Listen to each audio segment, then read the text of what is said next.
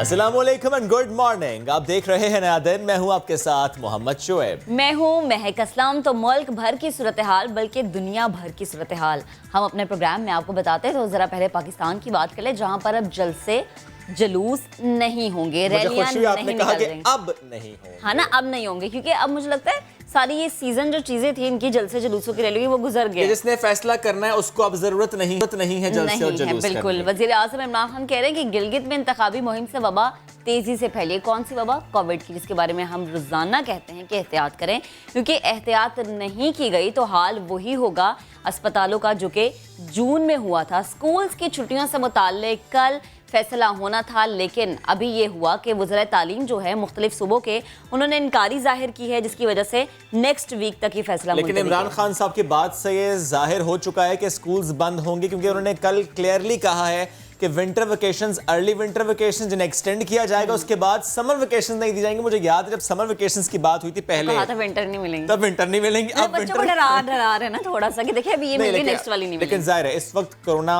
की वबा बहुत तेजी से फैल रही है, हॉस्पिटल्स में बहुत ज़्यादा दबाव है, हम वो दबाव बर्दाश्त नहीं कर सकते। ज़ाहिर है फैलना तो है इस वबा ने, लेकिन हम चाहते हैं स्लो डाउन हो। एनीवेज जी, जब वबा फैलने की बात है, इसे कंट्रोल करने की भी ज़ाहिर है बहुत सारे एक्शंस लिए जा रहे हैं। कंट्रोल किस तरह से किया जा सकता है कि वैक्सीन्स मार्केट में आए, एक और कंपनी मॉडर्ना, इनकी तरफ से ये सामने आई है बात गुज़श्ता रोज़ कि उनकी जो वैक्सीन है वो 94.5% उसकी एफिकेसी है।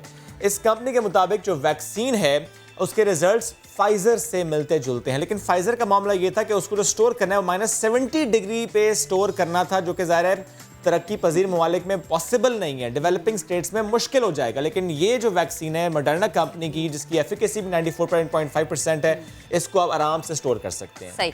तो चले, ये एक अच्छी खबर है, इसके साथ एक और अच्छी खबर है, वो है कराची वालों के लिए, जहां पर ट्रांसपोर्ट का निज़ाम इंतहाई बुरा था, अब थोड़ा सा बेहतर हो जाएगा। अल्लाह करे हो जाए। क्योंकि जब हम बात करते हैं कराची के ट्रांसपोर्ट की, सबसे पहले एक चीज़ जो जहन में आती है वो आती है KCR के हवाले से। तो अब ना तो 16, ना 17, ना 18, बल्कि 19 नवंबर को कराची सर्कुलर रेलवे चलेगी और 60 किलोमीटर पर मुहित सर्कुलर रेलवे सर्विस के 2 हिस्से होंगे।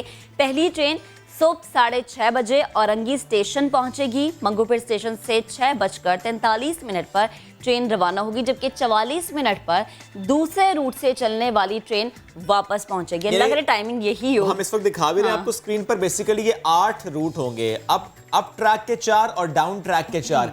औरंगी से चलेगी, मलीर तक जाएगी, पिपरी से चलेगी और ज़ाहिर है उसका स्टेशन आई थिंक लियारी होगा। तो ये बेसिकली 2 डिफरेंट ट्रैक्स कह लेते हैं, 2 डिफरेंट कह लें रूट कह लेते हैं इसको। एनीवेज मुझे याद है महक के शेख रशीद साहब ने कहा था कि हम कोई 15-16 किलोमीटर तो चला पाएंगे, लेकिन बाकियों पर जो तजावुज़ात हैं या जो बाकी के मसाले हैं वो सिंध हुकूमत ने क्लियर करना। तो सवाल ये है क्या वो क्लियर हो चुका है? बिकॉज 60 किलोमीटर पर मुझे नहीं लगता ये चल पाएगी। लेकिन अगर सिंध हुकूमत थोड़ा सा आवाम का ख्याल कर ले और ये सोच ले कि ये आवाम के लिए उस तरह है कि इसको आपको किसी गनीमत के तौर पर जाना है, तो शायद सिंध हुकूमत कुछ आवाम के लिए बेहतरी सोचे। क्योंकि कराची हुकूमत की भी जिम्मेदारी है, बिकॉज ग्रीन लाइन का जो ट्रैक है वो 1-2 जगह से गुजर रहा है जहां पर KCR गुजरती थी। चले, तो सिंध और वफाकी हुकूमत कराची वालों को अपना समझ ले तो बड़ी बेहतर है।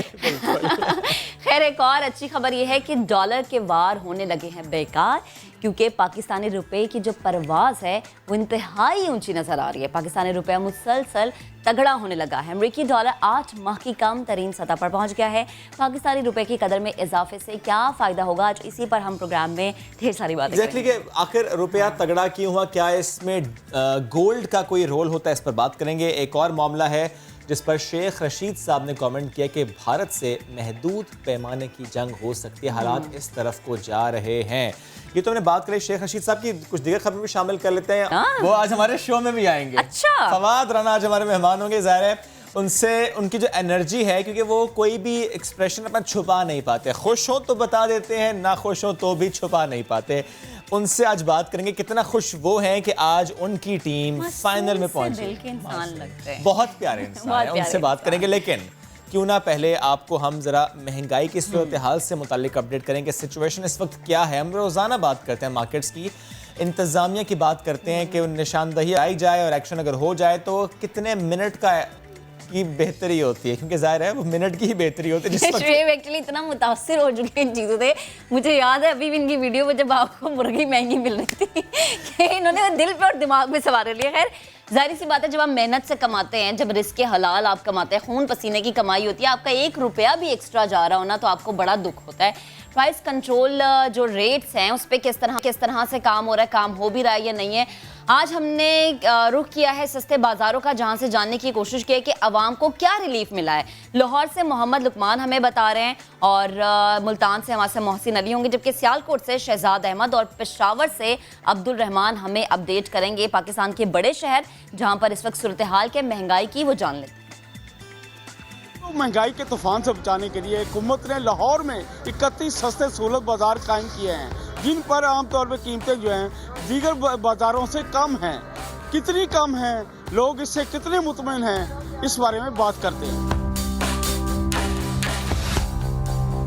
मैं यही चेक करने के लिए आज आया था कि कितना सस्ता मिल रहा है। कि गलियों बाजारों में जो रेडियां वाले फिर रहे हैं ना, वो इससे ज़्यादा सस्ता दे देते हैं और उनकी क्वालिटी भी इनसे ज़्यादा अच्छी होती है। सस्ता है, वाकई में सस्ता है। लास्ट टाइम भी मैं आई थी तो बहुत अच्छा एक्सपीरियंस था। ये नहीं कि संडे पहले इतवार बाजार लगता था, उसमें बहुत रीज़नेबल चीज़ें मिलती थी, लेकिन ये तो अब डेली बेस पे बहुत अच्छे, बहुत हमें सहूलत हो गई है। अल्लाह का शुक्र है कि जितने दुकानदार हैं ना खुशहाल हैं और जो आने वाले हैं वो भी खुशहाल हैं। महंगाई से सताए हुए बहुत सारे लोग इन बाजारों में आते हैं, लेकिन उनके मुख्तलिफ तासरात हैं। कुछ लोगों के मुताबिक यहाँ सचमुच चीज़ें सस्ती हैं, लेकिन बाद लोग ऐसे भी हैं जिनके मुताबिक यहाँ चीज़ें ना सिर्फ महंगी हैं बल्कि मयार भी अच्छा नहीं। हुकूमत ने आवाम को रिलीफ देने के लिए सहूलत बाजार तो कायम कर दिए हैं। क्या शहरी इस मंसूबे से मुस्तफिद हो रहे हैं? आइए शहरियों की ज़ुबानी जानते हैं।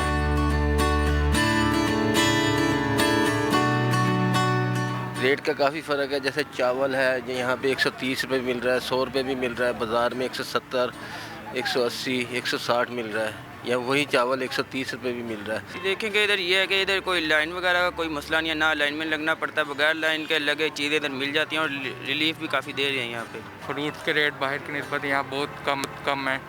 अगर आप आटा चीनी लेने जाएं यहाँ पर सहूलत बाज़ार में तो वो भी आपको बाहर की निस्बत ना सस्ती मिलेगी। सही है, यानी कि कम रेट पे मिल रही हैं। ऐसे मैं भी कहता हूँ कि अगर बाहर से ऐसे मिले तो ज़्यादा बेहतर है शायद।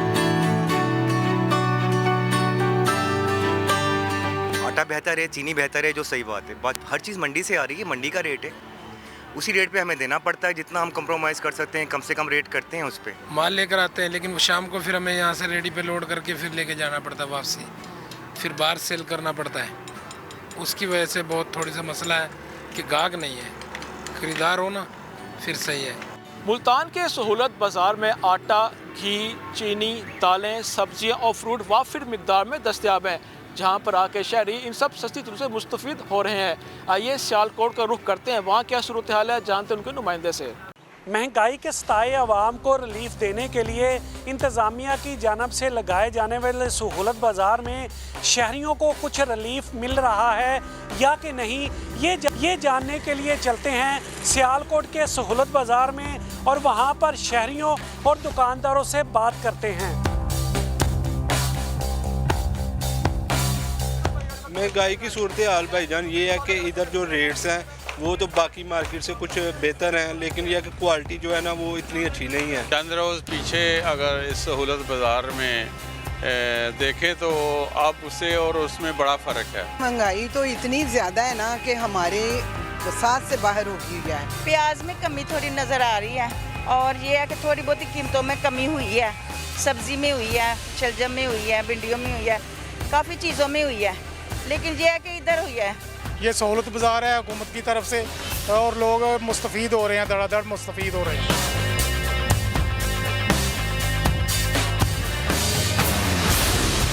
सियालकोट के सहूलत बाज़ार में आम मार्केट की निस्बत 10 रुपये तक अशिया ज़रूरिया सस्ते दामों दस्तयाब हैं।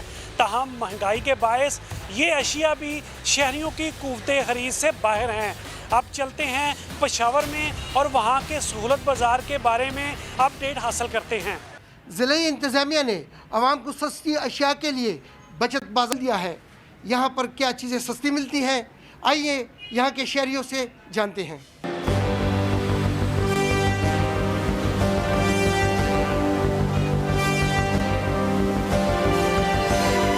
कोई आइटम नहीं मिल रहा, ना सब्ज़ी है ना और कोई, अक्सर दुकानें बंद पड़ी है। बाज़ार में जो रेट चल रहे हैं वही रेट यहाँ भी चल रहे हैं। कोई डिफरेंस नहीं है। सस्ता बाजार है लेकिन है कुछ नहीं, और चलने फिरने में आसानी है।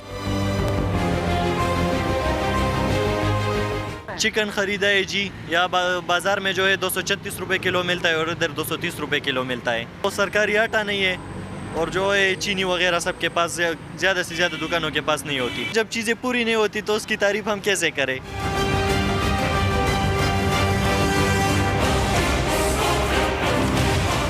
हमारा फोकस ये 2-3 चीज़ें हैं जो बहुत ज़्यादा महंगी मिल रही है आम मार्केट में, और इधर जो है जो मिलनी चाहिए हमें नहीं मिल रही, तो ये अच्छी बात नहीं है।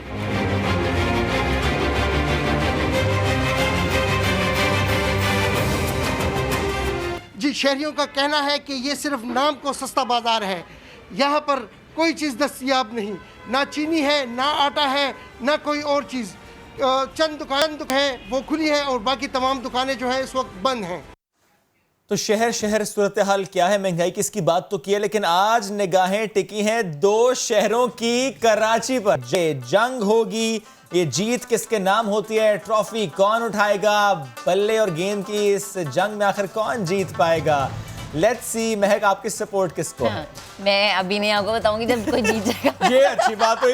मैं आपको तब बताऊंगी। देखिए, वैसे मैं लाहौर की हूँ तो मेरी सपोर्ट लाहौर के साथ है, लेकिन कुछ भी हो जाए, जीत जो है वो है पाकिस्तान की।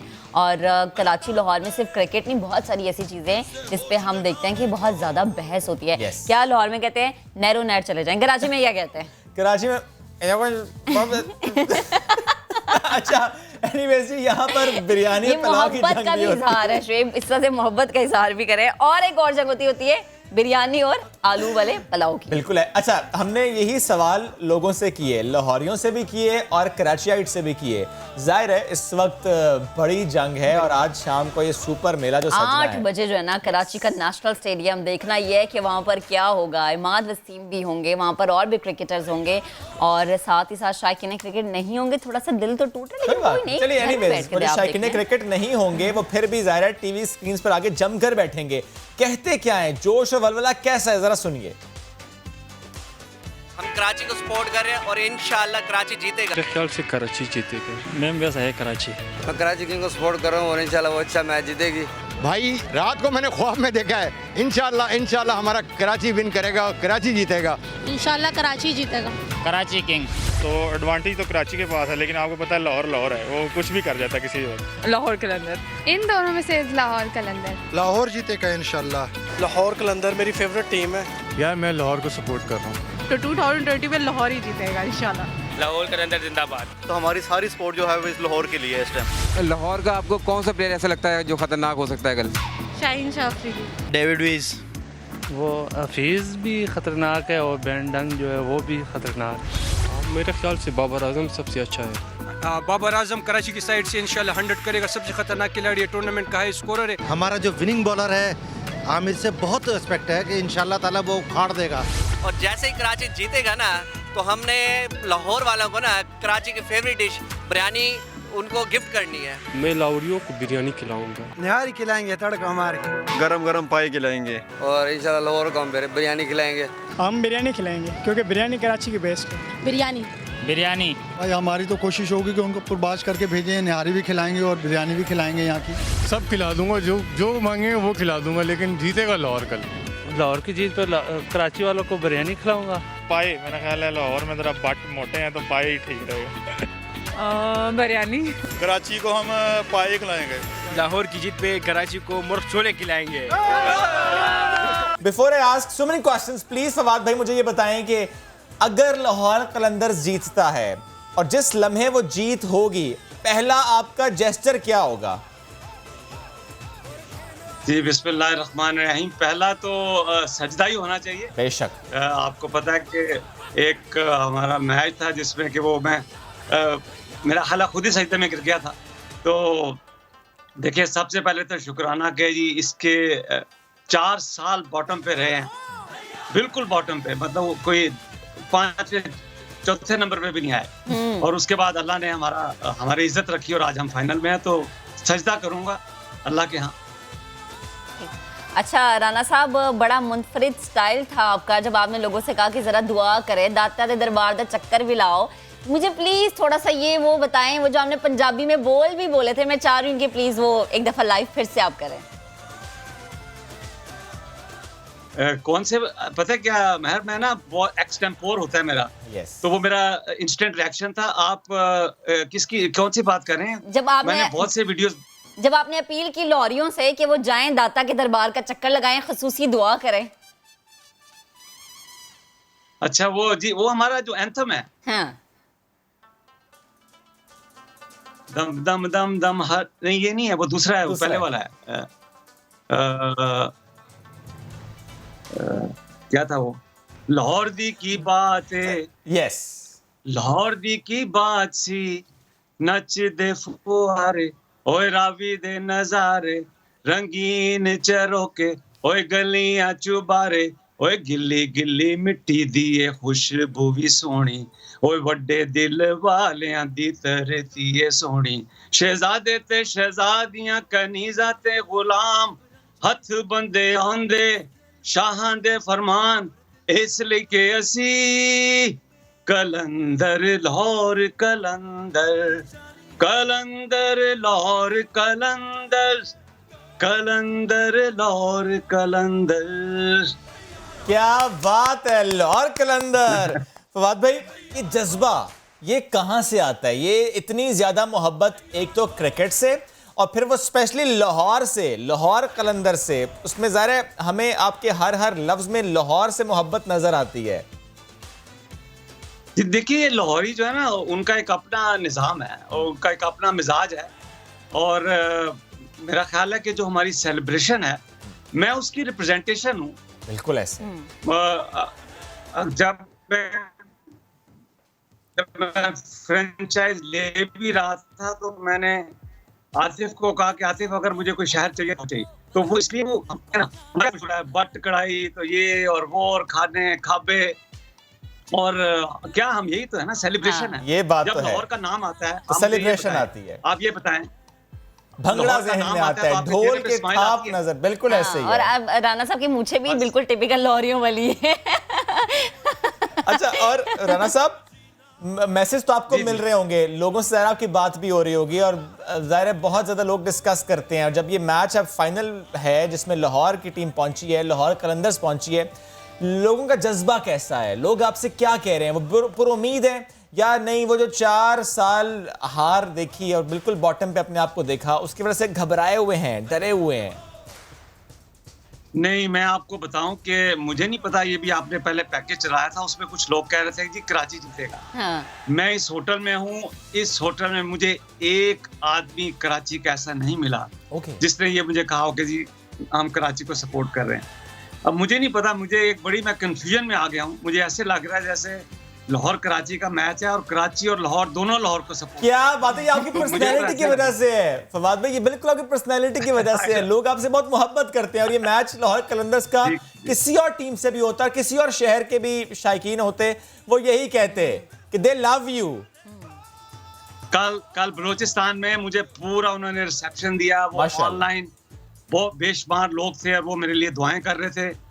तो मेरा तो ख्याल है कि पीएसएल का ये एक सबसे बड़ा मार्का है, और पीएसएल ने हम सबको जोड़ दी, बेशक ये हमारे मुल्क को जोड़ दिया है, और ये मैं समझता हूँ यही हमारी जीत है। यही हमारी जीत है। अच्छा राना साहब, हमने देखा कि आप पीएसएल के मैचेस में हमें ग्राउंड में नजर नहीं आए, तो ये क्या कोई टोटका था कि मैच आपने ग्राउंड में जाके नहीं देखना तो लाहौर जीत जाएगा? जिस मैच में आप गए वो मैच सुपर ओवर पे गया। ये बात सही है वैसे, लेकिन मैं इस वजह से नहीं आया। मेरा आप बताया था मैंने शायद कि मैं उम्रा करने गया था, रोज़ा रसूल पे हाजिरी देने गया था, और वहाँ पे सजदा रेज हुआ, रहमतुल आलमीन से मैंने दुआ मांगी, अल्लाह ने दुआ कबूल कर ली। जबरदस्त। इसलिए नहीं आ सका। फिर पेंडेमिक हो गई थी, मैं एयरपोर्ट पे फंस गया था क्योंकि कतर ने फ्लाइट बंद कर दी थी 8 मार्च को, तो मैं आ नहीं सका। इसलिए सही, बिल्कुल राना साहब, जिस जगह की आप बात कर रहे हैं वहाँ पे तो है ही नहीं कि दुआएं आपकी रद्द हो। आपके अंदाज, आपके स्टाइल बड़े मकबूल हैं सोशल मीडिया पर, मीम्स भी बनती है। आपकी नज़र से कोई गुजरी, सबसे आपकी अपनी सबसे ज़्यादा फेवरेट मीम्स कौन सी है? नहीं, मैं तो तमाम मीम एंजॉय करता हूँ। मैं बहुत ज्यादा उसको एंजॉय करता हूँ, बहुत हंसता। देखिए, लोग जो मेरी मीम बनाते हैं वो मेरे पे टाइम लगाते हैं ना, तो वो लोगों को हंसाने के लिए। देखिए, ये फ्रेंचाइज क्रिकेट है, इसके अंदर हमारा मकसद क्या है? हमने जो प्लेयर डेवलपमेंट 5 लाख लोगों का हमने ट्रायल किया, 5 लाख बच्चों का ट्रायल किया। उस पे से आपको ये शहनशाह अफरीदी और हारिस रऊफ और फखर जमान साहब ये आपको नजर आते हैं। तो ये लोगों की मोहब्बत है कि वो मेरे लिए सोचते हैं, मेरे बारे में लिखते हैं। कोई भी कहीं वाकया हो वो उसके बारे में मेरी मीम बनाते हैं और मैं उसको बहुत एंजॉय करता हूँ। इतनी जबरदस्त है कि मैं इट्स हिलेरियस। अभी पता है, अभी एक जो अभी लेटेस्ट है कि यार ये पेंडेमिक होना पड़ा लाहौर को फाइनल में आने के लिए, कि 2020 में कुछ भी हो सकता है। 2020 is very different. That is the reason Lahore Qalandar is in finals. अच्छा फवाद भी, जाहिर है इससे पहले भी जिस तरह मैं बात कर रहा था, आप जिस मैच में गए मैच फंस गया, और हमने रिसेंट मैचेस में देखा कि मैच सुपर ओवर तक भी जाते रहे। अगर आज का match Lahore Qalandars Karachi Kings super over में जाता है, आपके जज्बात क्या होंगे? बस वो फिर आप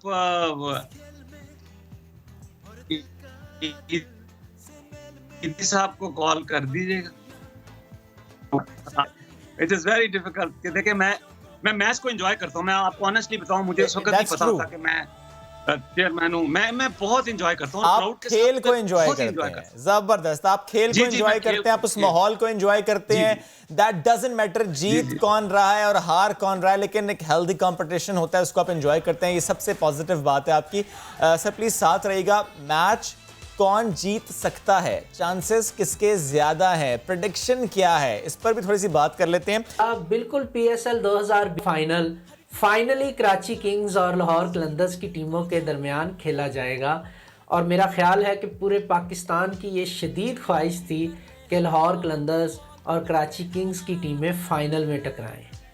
न्यूमरोलॉजी के मुताबिक अगर मैं देखता हूँ तो मैच के आगाज़ में नंबर्स की यानी अदाद की फेवर सुहेल अख्तर की तरफ जाती हुई नज़र आ रही है, जो कि लाहौर कलंदर्स के कैप्टन हैं। तो इस चीज़ के मैक्सिमम चांसेस हैं कि लाहौर कलंदर्स की टीम ये टॉस अपने नाम कर जाए। लाहौर कलंदर्स की टीम को मैच के आगाज़ में जो फेवर मिल रही है न्यूमरोलॉजी के हवाले से, उससे उनकी मैच पे ग्रिप मजबूत बनती हुई नज़र आ रही है। इमाद वसीम और बाबर आजम की परफॉर्मेंस कैसी रहेगी, सितारे इस बारे में क्या कह रहे हैं? इमाद वसीम की बात करूं, जो कराची किंग्स के कैप्टन हैं, तो मुझे लगता है कि नंबर्स की फेवर उनकी तरफ कम जा रही है। तो आगाज़ में उनका कॉन्फिडेंस कहीं ना कहीं पूरा नज़र नहीं आ रहा मुझे, तो उनके लिए प्रॉब्लम्स रहेंगी डिसीजन लेने में भी। कराची किंग्स की टीम को मैच के आगाज़ में ही मुश्किलात का सामना करना पड़ सकता है। फिर कराची किंग्स की टीम का बहुत ज़्यादा इन्हिसार बाबर आजम पे रहता है, जो उनके बैट्समैन हैं। तो मुझे लगता है कि बाबर आजम कहीं ना कहीं अपनी टीम के लिए वो रोल प्ले नहीं कर सकेंगे जिसकी उनसे तवक्को की जाएगी, तो ये मुश्किलात का बाइस बनेगा कराची किंग्स की टीम के। बात और ज़ाहिर है PSL की शान हर क्रिकेटर है, बट इंटरनेशनल प्लेयर्स की बड़ी इंपॉर्टेंस होती है। कामयाबी किसी भी टीम की, इंटरनेशनल प्लेयर्स का क्या रोल होगा? एलेक्स हेल भी एवरेज से अच्छा खेलते हुए नज़र आ रहे हैं। मोहम्मद आमिर बॉलिंग में बेहतर परफॉर्म करते हुए नज़र आ रहे हैं। अब लाहौर कलंदर्स की बात करूं तो तमीम इकबाल का दिन बैटिंग में काफ़ी अच्छा हो सकता है। फिर उसके बाद समित पटेल का और डेविड वीज़े का दिन बॉलिंग बैटिंग में अच्छा नज़र आ रहा है।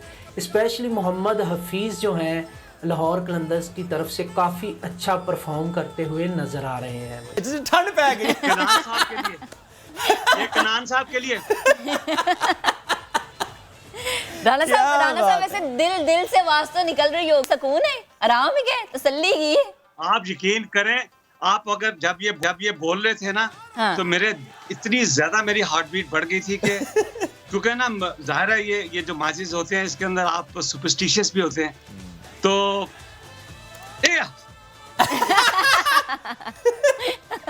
अच्छा ये बताएं राणा साहब, जीत गए यार आप मेरा you made my day, बस। क्या बात है, you made our day sir, you made our day because you are our guest। Sir मुझे ये बताएं, अब वो लम्हात आ गए, जीत गए, सजदा भी कर दिया आपने, अब जीत गए हैं, जश्न मनाना है, टीम को भी लेकर जाना है, ख्वाबों का शहर है, जश्न कैसे मनाएंगे, कहां कहां पर लेकर जाएंगे, क्या होगा? बिकॉज ज़रा पहले बड़ी डाइटिंग होती है, पहले बड़ी सख्ती होती है, लेकिन अब क्या होगा?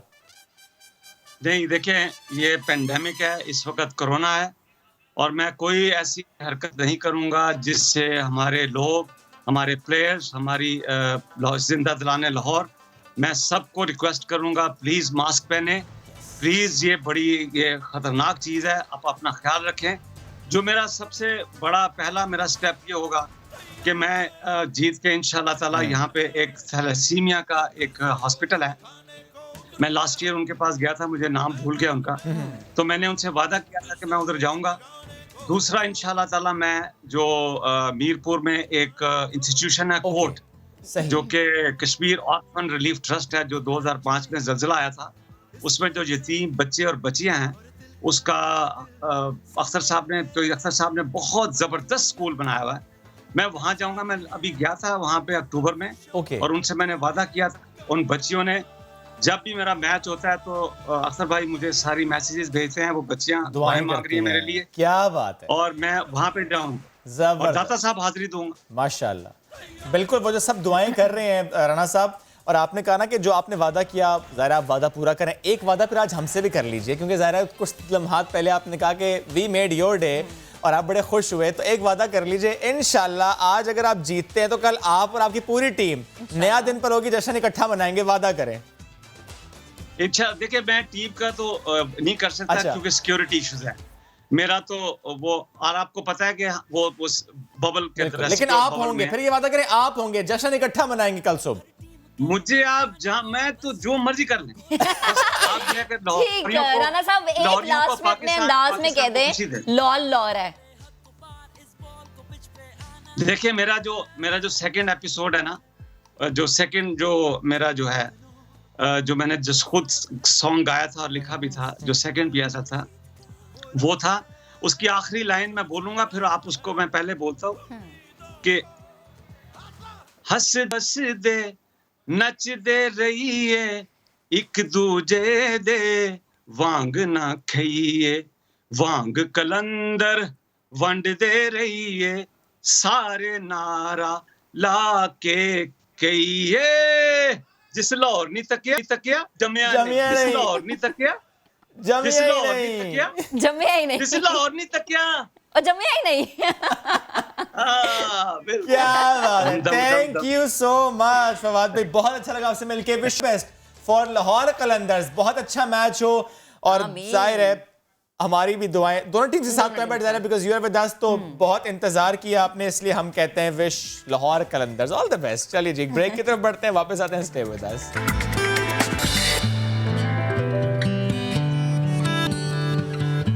Welcome back. कारोबारी दुनिया से अच्छी खबर यह है कि डॉलर के वार होने लगे हैं बेकार, क्योंकि पाकिस्तानी रुपया मुसलसल तगड़ा होने लगा है। पाकिस्तानी रुपए की परवास ऊंची हो गई है। अमेरिकी डॉलर 8 माह की कम तरीन सतह पर पहुंच गया है।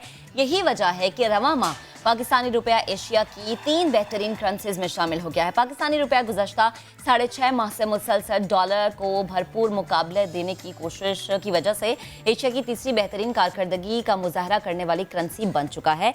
रुपए की कदर में इजाफे से क्या फ़ायदा हासिल होगा? सबसे ज़रूरी चीज़ कि क्या ये जो फ़ायदा है और क्या ये जो इसमें इजाफा है वो मुस्तहकम है या नहीं है, या ये सिर्फ हमें वक्ती फ़ायदा। इसी पर बात करने के लिए हमें ज्वाइन किया ज़ीशान मर्चेंट, मुआशी तज्ज़ियाकार है। ज़ीशान, बेहद शुक्रिया, गुड मॉर्निंग। कहिएगा, डॉलर से भरपूर मुकाबला और उससे बेकदर करने की कोशिशें, पाकिस्तानी रुपए की वैल्यू में इजाफे को आप किस तरह से देखते हैं और क्या ये इजाफा मुस्तहकम है या वक्ती है? बिस्मिल्लाहिर्रहमानिर्रहीम, good morning to you all. बहुत इम्पॉर्टेंट आपने बात उठाई है, बहुत अच्छी ख़बर यही है, खुशखबरी यही है कि पाकिस्तानी रुपए की कदर बढ़ रही है। फॉर वंस जो है कि डॉलर नहीं भी बढ़ रहा और पाकिस्तानी रुपया बढ़ रहा है। पिछले एक हफ़्ते से नहीं, पिछले 2 हफ़्तों से नहीं, पिछले 1 महीने से नहीं, पिछले कई महीनों से जो है वो पाकिस्तानी रुपए की जो कदर है वो ना सिर्फ मुस्तहकम है बल्कि वो बढ़ती भी चली जा रही है। और ना सिर्फ ये जो है आपके लिए आपके जो कर्ज़ों का जो इंटरनेशनल जो कर्ज़े हैं उनके हजम में कमी होती है इससे, बल्कि जो आपका बैलेंस ऑफ पेमेंट्स है वो भी अच्छा होता है। तो मेरे ख्याल से ओवरऑल ये बहुत ही अच्छी बात है कि पाकिस्तानी रुपया दिन ब दिन बिल्कुल स्ट्रॉन्गर ठीक है। होता क्या इसमें सर गोल्ड प्राइसेस का भी कोई लिंक है? देखिए, इसमें बहुत सारे फैक्टर्स हैं। आप अगर ये देखेंगे तो ये 10 रुपए से ज़्यादा पाकिस्तानी रुपया जो है वो डॉलर के मुकाबले में मजबूत हुआ है। इसमें ना सिर्फ जो है ये है कि आपको एक सबसे बड़े जो एक G20 की आपकी रीपेमेंट शेड्यूल थी दिसंबर 2020 में, उसमें बहुत फर्क पड़ेगा। उसको अब रीशेड्यूल किया गया और वो अब 6 महीने से रीशेड्यूल हो गई, तो वो जो है अब आपको जून 2021 में करनी है, तो वो एक फैक्टर है। फिर अगर सिमिलरली देखा जाए तो पाकिस्तान की जो एक्सपोर्ट हैं वो पिछले कई महीनों से मुस्तकिल बढ़ रही हैं, तो उसका इम्पैक्ट है। फिर पाकिस्तान में जो फॉरेन रेमिटेंसेज आ रही हैं बिल्कुल पिछले 4 महीनों से जो है वो जो है अपना $2 बिलियन से ज़्यादा की आ रही हैं। और इसके अलावा जो एक बहुत बड़ा जो करंट अकाउंट, हम सिर्फ करंट अकाउंट डेफिसिट एक हमें टर्म पता थी, अब वो करंट अकाउंट सरप्लस पिछले एक क्वार्टर में जो है पाकिस्तान का जो करंट अकाउंट सरप्लस है वो 15 साल के बाद हुआ है। तो ये जो है ये बहुत सारे वो फैक्टर्स हैं कि जिसने कंट्रीब्यूट किया है कि वो डॉलर की वैल्यू को जो है वो नीचे लेके गया है और पाकिस्तानी रुपए की कदर को इजाफा हुआ है। This is against just dollar या यूरो और बाकी जो करेंसीज हैं उसके मुकाबले में भी रुपया तगड़ा हुआ है। देखिए, हमारी करेंसी जो पेग्ड है वो यूएस डॉलर के साथ है, तो जैसे अगर यूएस डॉलर कम होता है तो बाकी करेंसीज पे भी इसका इम्पैक्ट आता है। अब मुझे सर ये बताएं, हमारा जो पैरिटी है, इम्पैक्ट की जब हम बात करते हैं, नॉर्मली हम ये सुनते आए कि अगर डॉलर की कीमत में इजाफा होगा तो महंगाई होगी, डॉलर की कीमत डाउन होने से क्या रिलीफ मिलेगा? एक आम पाकिस्तानी को इससे फर्क पड़ता है कि रुपए की वैल्यू बेहतर हुई, डॉलर थोड़ा सा नीचे गया, महंगाई कम होगी? देखिए, एक छोटी सी एग्जांपल ले लीजिए आप। एक एग्जांपल ये कि पाकिस्तान जो है वो बेसिकली जो इंपोर्ट करता है उसका जो मेजर पोर्शन है वो ऑयल इंपोर्ट है हमारा। राइट। ना सिर्फ ये एडिबल ऑयल है बल्कि जो हमारा जो एनर्जी के लिए जो हम ऑयल इस्तेमाल करते हैं, क्रूड ऑयल, उसका उस पर पाकिस्तान का बहुत बड़ा इन्हिसार है इंपोर्ट पे। तो जब वो इंपोर्ट की जो वैल्यू है जब वो कम होगी तो जाहिर सी बात है जो प्रोडक्शन में जाके कॉस्ट जो है वो प्रोडक्शन कॉस्ट वो कम होगी। जब प्रोडक्शन कॉस्ट कम होती है तो इसका मतलब ये है कि सेलर के पास या मैन्युफैक्चरर के पास जो है वो मार्जिन आता है कि वो प्राइस को कम कर सके। तो ये बड़ी सिंपल अगर आप डायनामिक्स को इसको फॉलो करें कि अगर डॉलर कम होगा तो कॉस्ट ऑफ प्रोडक्शन कम होगी, क्योंकि हमारे पाकिस्तान की जितनी भी मैन्युफैक्चरिंग सेक्टर है उसमें तकरीबन 60% के करीब जो है वो हम रॉ मटेरियल को जो है वो इम्पोर्ट करते हैं। तो जब आपकी 60% इन्हिसार इंपोर्ट के ऊपर है तो जब इंपोर्ट का बिल कम होगा तो कॉस्ट ऑफ प्रोडक्शन कम हो जाएगी। तो इससे मेरे ख्याल से प्राइसेस कम करने में मार्जिन मिल जाएगा अब उन मैन्युफैक्चरर्स को कि जो ये कहते थे कि ऑयल बढ़ता है तो प्राइस बढ़ जाती है। अच्छा ज़ीशान, आप कह रहे हैं मार्जिन अब मिल जाएगा, लेकिन आम आदमी की सोच तो यही होती है कि अच्छा डॉलर की कीमत नीचे गिरी तो इसका मतलब अब चीज़ें सस्ती होना शुरू हो जाएंगी। अब जो हम चीज़ों के प्राइस बहुत ज़्यादा हाई देखते हैं, डॉलर की कीमत नीचे जाने से वो हाई प्राइस भी नीचे आ जाएंगे। ये जो आम आदमी की ये सोच है, मार्केट का जो रेट है या आम आदमी की सोच है, जो फैक्ट्स एंड फिगर्स है, वो फिर किस तरह से मुकाबला करते हैं इन चीज़ों का? ये भी तो एक मुश्किल चीज़ होती है कि आम आदमी की सोच को ख़त्म करना कैसे नहीं होता। देखिए, आम आदमी को ये फ़र्क नहीं पड़ता कि डॉलर ऊपर नीचे जा रहा है, उसको ये चाहिए कि महंगाई कैसे कम होगी, उसको ये चाहिए कि महंगाई कब कम होगी। प्रॉब्लम ये है कि यहाँ पे इस वक्त जो फिर जब रोल आता है ना कि जब इस तरह से चीज़ें नीचे जा रही, अभी आपने देखा कि तकरीबन $2.25 पेट्रोल की कीमत में भी कमी का ऐलान किया था और वो कम हो गई। तो इसका मकसद ये है कि सारे इंडिकेटर्स मौजूद हैं कि प्राइसेस को जो है वो कम किया जाए। अब वो कम कैसे किया जा सकता है? एक तो ये मैन्युफैक्चरर्स खुद कर सकते हैं, लेकिन दूसरी गवर्नमेंट की एक बहुत बड़ी रिस्पॉन्सिबिलिटी आती है कि वो वहाँ पे इम्पोज करे। कंपटीशन कमीशन ऑफ पाकिस्तान है, वो बहुत गवर्नमेंट के पास पावर है कि वो प्राइसेस को फिक्स कर सकती है, लेकिन ये अमूमन हमने देखा नहीं कि रिसेंट फ्यूचर में कभी ऐसा रिसेंट पास्ट में ऐसा किया गया हो। लेकिन यहाँ पे रोल आता है उन सारे लेवल्स पे कि जो इन प्राइसेस को मॉनिटर कर रहे होते हैं, तो वो चाहें तो इस पे इम्पोजिशन करवा सकते हैं। और मैं ये समझता हूँ कि ये सारा ट्रिकल डाउन या रिपल इफेक्ट आता है कि जब आहिस्ता आहिस्ता कंसिस्टेंटली जैसे अब डॉलर जो है वो कम हो रहा है तो डेफिनेटली इसका इम्पैक्ट आने वाले दिनों में आपको महसूस होना शुरू हो जाएगा और एक आम आदमी को ये फ़र्क पता चलेगा कि जी हाँ, अब ये चीज़ें कुछ ना कुछ सस्ती हो रही हैं और उसकी क़ुव्वत ख़रीद बढ़ रही है। तो मैं समझता हूँ कि गोइंग फॉरवर्ड पाकिस्तान के पास जो है, मैं समझता हूँ फ्यूचर इसलिए भी अच्छा है कि आप ये देखें, कोविड में दुनिया बंद हुई लेकिन हमारे पास एक्सपोर्ट के इतने ऑर्डर्स हैं कि अगले 5-6 महीने तक लोग अपनी 100% कैपेसिटी पे चल रहे हैं। बिल्कुल ऐसा ही है, बिल्कुल ऐसा, बिकॉज़ इंडिया की इंडस्ट्री भी लेट खोल रही थी, बांग्लादेश की भी लेट खोल रही थी, that is the reason Pakistan को ज़्यादा ऑर्डर्स मिले। ये बड़ा अच्छा पॉइंट आपने भी रेज किया, बेहद शुक्रिया। ज़ीशान मर्चेंट साहब साथ मुझसे मुतालिक हमसे गुफ्तगू कर रहे थे। अब हम ज़रा क्विकली आगे बढ़ जाते हैं और कोरोना की वैक्सीन से मुतालिक बात कर लेते हैं कि कोविड-19 की वैक्सीन से मुतालिक दुनिया भर में काम हो रहा है, मुख्तलिफ वैक्सीन सामने आ रही हैं, लेकिन सवाल ये है कि अगर ऐसी वैक्सीन सामने आती हैं जिनको स्टोर करने का इशूज़ हों, जिनकी अवेलेबिलिटी का इशू हो जाए, तो फिर जो डेवलपिंग नेशंस हैं क्या वहाँ पर कोरोना वैक्सीन बहुत लेट पहुँचेगी?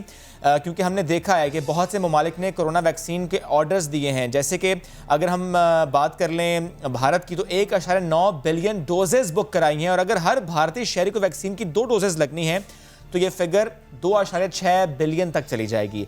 कनाडा अपने एक शहरी के अगेंस्ट 9 डोजेस ऑर्डर की, यानी तकरीबन 350 मिलियन डोजेस। अमेरिका पूरी दुनिया में जितना कोरोना की वैक्सीन को सप्लाई किया जाना है उसका 6 जो परसेंट है, 6 हिस्सा कह लें इसको, 6th पार्ट ये बुक करा लिया है अमेरिका ने, यानी हर अमरीकी शहरी के लिए 3 डोजेस बुक कराई गई हैं। इसी पर आज हम बात करेंगे। हमें ज्वाइन किया है vice chancellor university of health sciences Lahore doctor Javed Akram साहब ने। सर बेहद शुक्रिया आपके वक्त का। सर इस वक्त जबकि हम मास्क मैंडेटरी वाले माहौल में हैं और साथ ही काम हो रहा है कोरोना वैक्सीन पर, आपको भी ये लगता है कि आने वाले दिनों में, आने वाले महीनों में पूरी दुनिया में सिचुएशन इस तरफ चली जाएगी कि वैक्सीन मैंडेटरी हो जाएगी? अगर आपने काम पर जाना है, बाहर निकलना है, मार्केट जाना है, स्कूल जाना है, तो वैक्सीन मैंडेटरी होगी। आपको लगता है हम इस तरफ जा रहे हैं? देखें, कोरोना जो कि हमें पता है 2019 दिसंबर से मंजर-ए-आम पे आया और अभी तक लाखों जाने का ज़िया हो चुका, तो ऑब्वियसली जो हमारे SOPs हैं सोशल डिस्टेंसिंग के, फ़िज़िकल डिस्टेंसिंग के, हैंड हाइजीन के और सबसे इम्पोर्टेंट मास्क का, वो तो अपनी जगह पे है ही, लेकिन उसके बावजूद ऑब्वियसली तमाम मुल्क अभी तक बशमूल पाकिस्तान स्ट्रगल कर रहे हैं इसको कंटेन करने में। तो वैक्सीन एक ऐसी उम्मीद की किरण है कि जहाँ पे ये, क्योंकि वैक्सीनेबल डिज़ीज़ है, एक RNA वायरस है और RNA वायरस के अगेंस्ट ज़रा मुश्किल होती है वैक्सीन ईजाद करना, लेकिन नामुमकिन नहीं होती। और अब इस वक्त फ़ेज़ 3 से तकरीबन 9 वैक्सीन्स निकल चुकी हैं और अब वो इस वक्त कमर्शलाइजेशन की तरफ जा रही हैं। तो डेफिनेटली ये एक ब्रेक थ्रू है जिस पे तमाम दुनिया के ममालिक डेफिनेटली इन्वेस्ट भी कर रहे हैं और दे आर लुकिंग फॉरवर्ड के अपनी आबादी को प्रोटेक्ट कर सकें किसी तरीके से। और इसमें सबसे ज़रूरी ये होगा कि अभी इट्स टू अर्ली टू से कि कितनी डोजेस लगनी हैं। वैक्सीनेशन के बाद जो हमारे पाकिस्तान में हम ट्रायल कर रहे हैं, हमारी यूनिवर्सिटी बहुत एक्टिवली पिछले 4 महीनों से बड़ी एक्टिवली इन्वॉल्व है। तकरीबन 3,500 वॉलंटियर्स को हम इंजेक्ट कर बैठे हैं यही रिकम्बिनेंट वैक्सीन। तो उससे बड़ी अच्छे हमारे अभी तक टॉलरेंस तो बहुत अच्छी है, सेफ्टी बहुत अच्छी है, एडवर्स इवेंट्स कोई नहीं है। एफिकेसी अभी इट्स टू अर्ली बिकॉज हमारे पास जो डाटा है वो तकरीबन 2.5 जी हाँ, वो अब पता नहीं, अभी तक तो एंटीबॉडीज़ जो हम चेक कर रहे हैं वो अल्हम्दुलिल्लाह अच्छी प्रोटेक्टिव लेवल पे हैं। कितनी देर तक रहती हैं ये नहीं कहा जा सकता। जो इंटरनेशनल ट्रायल्स हैं वो भी कुछ 6 माह की मुद्दत में हैं। हो सकता है कि साल बाद एक एक्स्ट्रा डोज लगानी पड़े।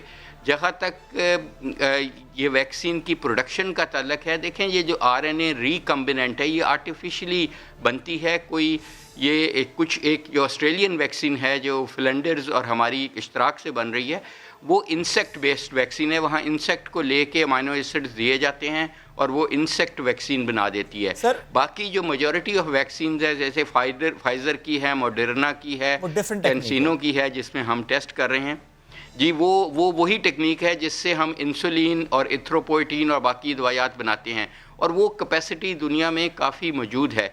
एक अंदाज़ा है कि पहली डोज़ हमें कोई 5 अरब लोगों के लिए चाहिए होगी और इंडिया ने क्योंकि अपनी ख़रीदी है एस्ट्राजेनेका से जो ऑक्सफोर्ड यूनिवर्सिटी की तहकीक है वो वाली वैक्सीन, और इंडिया ने उनकी पार्लियामेंट ने ये कहा है कि जब तक 1 अरब उनके लोगों को नहीं लग जाएगी वो एक्सपोर्ट नहीं करेंगे। तो वो एक उनका अपना एक नेशनलिस्टिक या पॉपुलर फैसला हो सकता है। तो यानी लेकिन सर मेरा ख्याल है इसमें बॉर्डर्स नहीं देखने चाहिए। ठीक है, एक तो बॉर्डर्स नहीं देखने चाहिए, दूसरा ये कि इसका मतलब है कि क्योंकि दुनिया में बहुत सी वैक्सीन पर काम हो रहा है तो हम ये नहीं सोच सकते कि अगर कोई 2-4 वैक्सीन आ जाती हैं तो गरीब ममालिक शायद वैक्सीन नहीं लगवा पाएंगे, बिकॉज उनके हवाले से भी काम तो हो रहा है और हो रहा होगा। ऐसा ही है। एब्सोल्युटली ठीक, एक बात सर मुझे और बताएं कि जैसे ही वैक्सीन से मुतालिक खबरें सामने आना शुरू हुई कि इसकी इतनी एफिकेसी, इसकी उतनी एफिकेसी, सर अफवाहों का बाजार भी गर्म हो गया। कुछ लोग, कुछ साइंसदान जिन्होंने कहा कि इस वैक्सीन से डीएनए डिस्टर्ब हो सकता है, इस वैक्सीन से आपका अंदरूनी निज़ाम डिस्टर्ब हो सकता है, वो वैक्सीन के अगेंस्ट बातें सामने आ जाना ज़रा नुकसानदेह हैं। आपकी भी इस पे ऑब्जर्वेशन होगी कि ये मामलात क्या है? देखें, एज़ यू नो कि जो ओसामा बिन लादेन का जब मसला हुआ था उनको, तो वो एक वैक्सीनेटर प्रोग्राम के ज़रिए डिटेक्ट हुआ था वो, तो उसने इसमें बहुत एक generally vaccination programme specially polio को बहुत डैमेज किया। और मैं समझता हूँ कि इन चीज़ों से हमें इख्तनाब करना चाहिए। जो लाइफ सेविंग मेजर्स हैं उनको पॉलिटिक्स का शिकार नहीं होना चाहिए और कंट्रोवर्शियल नहीं बनना चाहिए। हकीकत ये है जो साइंस कहती है कि ऐसा कुछ ठीक हो गया। एक बात और सर प्लीज, वक्त कम है, एक बात और सर आपकी मौजूदगी का फायदा उठा लेता हूँ। सर एक खबर ये भी थी कि इस वक्त वायरस इतना म्यूटेट कर चुका है कि जो टेस्टिंग कैपेसिटी या टेस्टिंग कैपेबिलिटी थी पाकिस्तान के पास, कहीं पर भी पीसीआर, उसमें डिटेक्ट नहीं हो रहा virus. Is it true sir? नहीं, ऐसा नहीं है, क्योंकि देखें क्योंकि म्यूटेशन ब्राउज़र हमारा एक मौजूद है जो आप देख सकते हैं यूनिवर्सिटी ऑफ हेल्थ साइंसेज का, और हम तमाम स्ट्रेन्स को अपलोड करते हैं। म्यूटेट ज़रूर की है वायरस, लेकिन इसकी रिमेंबर के 39,000 म्यूटेटिंग पोजीशंस हैं, यानी कि इतनी म्यूटेट कर सकती है 39,000। और अभी तक कोई 3,000 के करीब सिर्फ म्यूटेशंस आई हैं, और वो भी बहुत माइनर म्यूटेशंस हैं। लेकिन इसलिए मैं समझता हूँ एक ही वैक्सीन करामद होगी पूरी दुनिया में, और मैं समझता हूँ कि होस्ट रिस्पांस में और जो आपके क्लाइमेट चेंज में फ़र्क आया है, इस वजह से एस्केलेशन हम देख रहे हैं।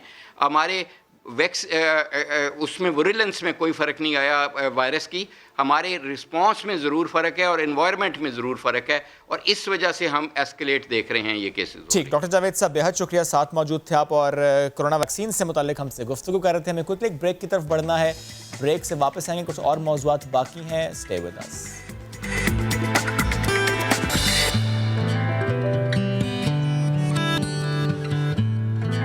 फिलहाल बंद नहीं हो रहे। बैनुल सूबाई वज़राए तालीम कॉन्फ्रेंस ने तालीमी इदारों को फौरी तौर पर बंद करने की मुखालफत की है, जिसके बायस स्कूल्स की बंदिश का फैसला एक हफ्ते के लिए मौखर कर दिया गया है। अभी एक हफ्ते और स्कूल जाओ, शाबाश। हाँ, अगले हफ्ते से हो सकता है छुट्टी आपको मिल जाए अर्ली विंटर वेकेशंस के नाम पर, लेकिन एक हफ्ते में भी बच्चे 3 दिन स्कूल जाते हैं या 2 दिन जाते हैं या 1 दिन जाते हैं। जो स्कूल्स पहले 3 दिन बुला रहे थे अब वो 1 दिन बुला रहे हैं। ज़रा हाइब्रिड सिस्टम, 1 दिन 2 दिन स्कूल बुलाना, बाकी दिन ऑनलाइन क्लासेस, और उसके साथ साथ ज़रा पेरेंट्स का इस वक्त कंसर्न है। हमने जो राय पेरेंट्स की ली थी चंद महीने पहले वो डिफरेंट थी, हमने जो पिछले हफ्ते राय ली वो डिफरेंट थी। राय बदल रही है, क्यों? क्योंकि कोरोना वायरस इस वक्त फैल रहा है एक बार फिर से। गुज़श्ता रोज़ वज़ीर-ए-आज़म पाकिस्तान इमरान खान साहब ने भी कहा था कि जो सिचुएशन इस वक्त पाकिस्तान में है, जो जून में सिचुएशन थी हॉस्पिटल्स की, सेम सिचुएशन हम इस वक्त फेस कर रहे हैं। और हमारे हॉस्पिटल्स का ज़रा एक लिमिटेड रिसोर्सेज हैं, उसके पास दबाव पड़ रहा है हॉस्पिटल्स पर। और जब अमला मुतासर हो, डॉक्टर्स मुतासर हो, तो ज़ाहिर जिन्होंने हमें सपोर्ट करना है वो अगर मुतासर होंगे तो फिर क्या होगा। एनीवेज, जब हम बात अब कर रहे हैं कि क्या कुछ बंद होगा और क्या कुछ बंद नहीं होगा, तो जब पेरेंट्स से हम राय लेते हैं, जिस तरह मैंने पहले भी कहा कि पेरेंट्स की राय बदल रही है। लास्ट वीक पेरेंट्स की राय क्या थी? जिस तरह महक आप गई थी मुख्तलिफ मार्केट्स में और आपने पेरेंट्स से जाकर बात की कि पेरेंट्स क्या सोचते हैं, क्या वो इस वक्त कोरोना वायरस को लेकर एक कंसर्न का शिकार हैं कि नहीं इस वक्त घरों में रहना चाहिए, इस वक्त बच्चों को स्कूल नहीं भेजना चाहिए? क्या राय थी, आपको सुनवाते हैं। बंद होने चाहिए। बेसिकली हम स्कूल के बारे में नहीं कह सकते कि स्कूल बंद होने चाहिए। उसका रीज़न ये है कि जो भी प्रिकॉशंस लेने की ज़रूरत है वो प्रिकॉशंस ऑलरेडी स्कूल्स के तहत लिए जा रहे हैं, और वो लोग इस चीज़ का पूरा ख्याल रख रहे हैं कि उसी पूरी की पूरी SOPs के अकॉर्डिंगली स्कूल्स को ओपन करें। बीइंग अ मदर, आपकी क्या राय है? स्कूल बंद हो जाने चाहिए क्योंकि प्रॉब्लम्स आ रही हैं बच्चों में, काफ़ी इश्यूज आ रहे हैं। एजुकेशन के हिसाब से देखा जाए तो गैप तो आ रहा है, बट ये कि हम समझ रहे हैं कि स्कूल अगर बंद हो जाएंगे तो बच्चों को काफ़ी सेफ साइड होगा। बेटा क्या कहते हो, स्कूल बंद होने चाहिए? जी, क्यों? मज़ा आता है स्कूल जब बंद होता है, छुट्टी में मज़ा आता है। तो इतनी लंबी छुट्टियाँ तो आप पहले कर चुके हैं, तो और मज़ा आता है छुट्टियों में। अगर हुकूमत ये फैसला कर लेती है कि तालीमी इदारे बंद कर देते हैं तो आपकी क्या राय है? तालीमी इदारे बंद कर देने चाहिए, मेरे ओपिनियन में तो यही है, क्योंकि देखें ना SOPs फॉलो हो नहीं रहे हैं स्कूल्स में ठीक तरीके से। अब टीचर्स का ये है कि टीचर्स फॉलो तो कर रही हैं लेकिन बच्चों को हम समझा नहीं सकते, ऑब्वियसली वो बहुत छोटे होते हैं इस चीज़ के लिए, तो आई थिंक इसके लिए बंद कर देना चाहिए। तो आपको नहीं लगता बच्चों की पढ़ाई का हर्ज होगा? पढ़ाई तो पहले भी ऑनलाइन हो रही थी बच्चों की, ठीक है, उसमें बच्चे पूरी तरह कवर कर रहे थे, या तो फिर अगर आप स्कूल्स खोल रहे हैं तो फिर आप SOPs जो हैं वो फॉलो करें। तो ये वालिदैन की आरा थी जो कि हमने आप तक पहुंचाई। और अगर अब हम बात कर ले कराची जैसे शहर की, जहां पर कोरोना वायरस तेज़ी से फैल रहा है, लेकिन कराची वाले हमें इससे बेखौफ नज़र आ रहे हैं। चले वालिदैन तो किसी हद तक कंसर्न हैं, लेकिन जो शहरी हैं वो खुलेआम इस तरह से बाज़ारों में घूम रहे हैं विदाउट मास्क, ना तो सैनिटाइज़र है उनके पास, ना ही कोई एहतियाती तदाबीर है, जैसे कोरोना मुक गया। लेकिन ऐसा नहीं है, ये बढ़ है, इसकी खिलाफ वर्जियाँ, जब SOPs की खिलाफ वर्जियाँ बढ़ेंगी तो जाहिर है कि कोरोना भी बढ़ेगा। और आमिर मजीद ने इस पर एक रिपोर्ट तफसीलन तैयार की, आपको वो दिखाते हैं। कोरोना वायरस फैल रहा है, इन खदशात के पेश नज़र हुकूमत सिंध ने SOPs की सूरत में हिदायतनामा जारी किया है। क्या इन हिदायत पर अमल भी हो रहा है, आइए जानते हैं।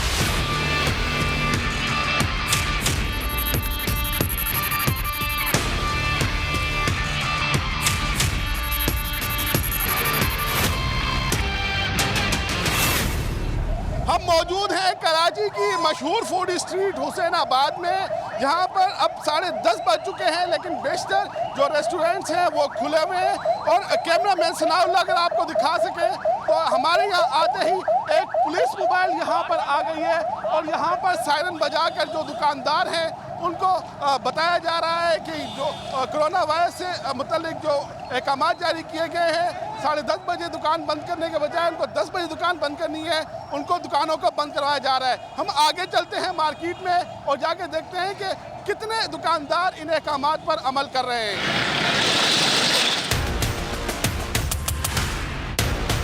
क्या बना वीडियो किसी वीडियो बना खाली वीडियो बनाओ, उधर जाओ ना 40 मिनट आप 1 घंटे के बाद आके देख लेना, यहाँ पे आधे शड़े पर लोग काम करोगे बिना मार के, रिश्वत जारी है। अब हम क्या करेंगे, रात को 3 बजे तक दुकानें खुली हुई होती है सब यहाँ पे। एक गाड़ी आएगी 2000 रुपये दिए, गाड़ी निकलती बन गई। मास्क का है नहीं है, सैनिटाइजर का है नहीं है। सरीना 2 घंटे के लिए बंद हुआ, खुल गया। प्याला होटल वहाँ पे सारा मोहल्ला बंद हुआ, सब खुल गया 2 घंटे बाद, पूरा सब कुछ खुला हुआ भाई। जब सब कुछ खुल सकता है, ये कुछ नहीं खुल सकता। चाहिए आप कोरंगी जाएं, आप लांडी जाएं, आप न्यू कराची जाएं, मैं खुद होके आया हूँ, कल पूरा खुला हुआ था। 10 बजे बंद करने का टाइम है, बस पब्लिक बैठी हुई, बस उसके बाद क्लोजिंग है। तो हम 10 बजे आएगी, सेटिंग तो हम उसको करवाएंगे ना सर थोड़ी बहुत, तो उसके बाद जैसे वो फिनिश करेंगे तो उसको फिर वाइंड अप करेंगे, उसी के प्रोसेस पे चलेंगे। पुलिस के आते कई दुकानदारों ने अपनी दुकानें बंद कर दी, लेकिन कई दुकानदार ऐसे हैं जिन्होंने दुकानें तो नहीं बंद की लेकिन अपनी लाइटें बंद करके अपना कारोबार ताहाल जारी रखे हुए हैं। कैमरामैन सनाउल्लाह आपको दिखा भी सकेंगे, सामने एक रेस्टोरेंट है जहां पर अभी भी खाना बनाने का सिलसिला जारी है। यहां पर मुलाजमीन मौजूद हैं, यहां पर आवाम मौजूद है तो यहां पर खाना लेने के लिए पहुंचे हुए हैं। तो बज़ाहिर हुकूमत सिंध ने कोरोना वायरस से बचाव के लिए जो एहतियाती तदाबीर वज़ा की है, इन पर अमल दरामद होता दिखाई नहीं दे रहा। अवाम एहतियात नहीं कर रहे, लेकिन पाकिस्तान स्टेट लेवल पर क्या कर रहा है? अब ज़रा एक अच्छी खबर शेयर करते हैं। कोविड-19 की इस वबा में दुनिया भर में मेडिकल आलात की जब किल्लत हुई तो पाकिस्तान ने सोच लिया कि हम कुछ मुनफरिद करेंगे, मेड इन पाकिस्तान की तरफ जाएंगे, फिर वही आलात जो पाकिस्तान बनाएगा अपने हॉस्पिटल्स को पहुंचाएगा वो हम एक्सपोर्ट करेंगे। हमारे एक्सपर्ट्स ने सख्त मेहनत की और नतीजा ये निकला कि अब पाकिस्तान मेडिकल आलात एक्सपोर्ट कर रहा है। इससे पाकिस्तान को कितना फ़ायदा पहुंच रहा है और पाकिस्तान कौन कौन से आलात और किन किन ममालिक को एक्सपोर्ट किए जा रहे हैं, इसी पर बात करेंगे। हमें ज्वाइन किए वफाकी वज़ीर बराए साइंस और टेक्नोलॉजी फवाद चौधरी साहब ने। फवाद साहब बेहद शुक्रिया। सर बताइएगा कि पाकिस्तान इस वक्त कौन कौन से मेडिकल आलात एक्सपोर्ट कर रहा है और इससे फ़ायदा कितना हो रहा है? देखिए, जब 26 फरवरी को पहला कोविड केस आया था उस वक्त तो हम 100% चीज़ें इंपोर्ट कर रहे थे। बिल्कुल ऐसा है, चाहे मास्क हो, उसके बाद आपकी शील्ड्स हो, गॉगल्स हो, सैनिटाइजर्स हो, तो ये सब चीज़ें हम बेशुमार चीज़ें इंपोर्ट ही कर रहे थे। लेकिन अब अल्हम्दुलिल्लाह हम बहुत बड़ी तादाद में जो हमारे मास्क हैं, हमारी शील्ड्स हैं, ये जो डॉक्टर्स जो लिबास पहनते हैं, ये सब चीज़ें यहाँ से एक्सपोर्ट हो रही हैं। सैनिटाइजर्स यहाँ से एक्सपोर्ट हो रहे हैं। सैनिटाइज़र हम बेल्जियम को एक्सपोर्ट कर रहे हैं, फ्रांस को हम मास्क एक्सपोर्ट कर रहे हैं, जर्मनी को जो है वो एक्सपोर्ट कर रहे हैं। तो ये सारी चीज़ें जो हैं ये पाकिस्तान से एक्सपोर्ट हो रही हैं। और ये अब तो चूँकि वेंटिलेटर्स भी हमने शुरू में प्रॉब्लम हो गया, हमारे पास वेंटिलेटर्स नहीं थे, अब हम अपने वेंटिलेटर्स जो है वो बना रहे हैं। तो ये सारी चीज़ें अब पाकिस्तान के अंदर अल्हम्दुलिल्लाह ऑलमोस्ट 100% चीज़ें कोविड की ना सिर्फ ये कि हम खुद कफील हैं बल्कि हम एक्सपोर्ट कर रहे हैं। अच्छा फवाद साहब, कोरोना की पहली लहर ने हमें बहुत कुछ सिखाया। हम जिस मुश्किल से गुजरे हमने उससे सीखा भी। वेंटिलेटर समेत दीगर इलाज जो थे हमने खुद से बनाना शुरू कर दिए। अब कहा यह जा रहा है कि पाकिस्तान अपनी टेस्टिंग किट्स भी तैयार करे, लेकिन आज भी प्राइवेट अस्पतालों की अगर बात की जाए तो अच्छी खासी फीसें वसूल की जाती हैं। इस पर क्या कहेंगे आप? टेस्टिंग किट जो है वो नस्ट ने अपनी बना ली थी, उसके बाद ड्रैप ने इब्तदाई अप्रूवल उसकी दे दी, लेकिन उसकी जो कमर्शियल प्रोडक्शन है वो कुछ वजूहात की वजह से शुरू नहीं हो सकी। और उसके ऊपर ही मेरा अब जोर है, क्योंकि दरमियान में कोविड का कुछ जोर टूट भी गया, तो उसके ऊपर कुछ आप समझिए कि ज़रा एम्फेसिस भी कम हो गया। लेकिन आप इंशाल्लाह दोबारा उसके ऊपर शुरू कर लिया है। मुझे उम्मीद है कि बड़ी जल्दी हम उसकी कमर्शियल प्रोडक्शन जो है बिल्कुल ये बहुत ज़रूरी है सर, कमर्शियल प्रिपरेशन, बिकॉज ज़ाहिर है अभी हम सेकेंड वेव एक्सपीरियंस कर रहे हैं और ये उस वक्त की हम बात करें जबकि इंडिया, US और बहुत सारे ममालिक थर्ड वेव एक्सपीरियंस करें। दैट मीन्स कि पाकिस्तान में भी और वेव अभी आनी है। तो ज़ाहिर है अगर सस्ती किट्स होंगी तो जिसने प्राइवेट हॉस्पिटल जाना है वहाँ से इजीली करवा पाएगा, अगर गवर्नमेंट की फैसिलिटी में वो किसी वजह से नहीं करवा पाता। सर आप मुझे मेड इन पाकिस्तान से मुतालिक मजीद बताएं, वेंटिलेटर्स जो हमने बनाए थे कितने हॉस्पिटल्स में, कितने वेंटिलेटर्स अब तक, आज हम नवंबर की में बैठे हैं, कितने वेंटिलेटर्स पाकिस्तान बनाने के बाद हॉस्पिटल्स में पहुँचा चुका है?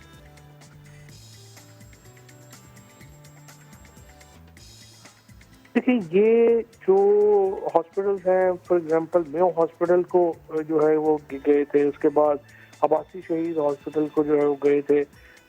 इसके साथ जिसको एक्चुअली NRTC ने जो बनाए थे वो उन्होंने दे दिए थे NDMA को। अब आगे उन्होंने किन हॉस्पिटल्स को दिए, क्या किया, उसके बारे में तो मैं नहीं कह सकता।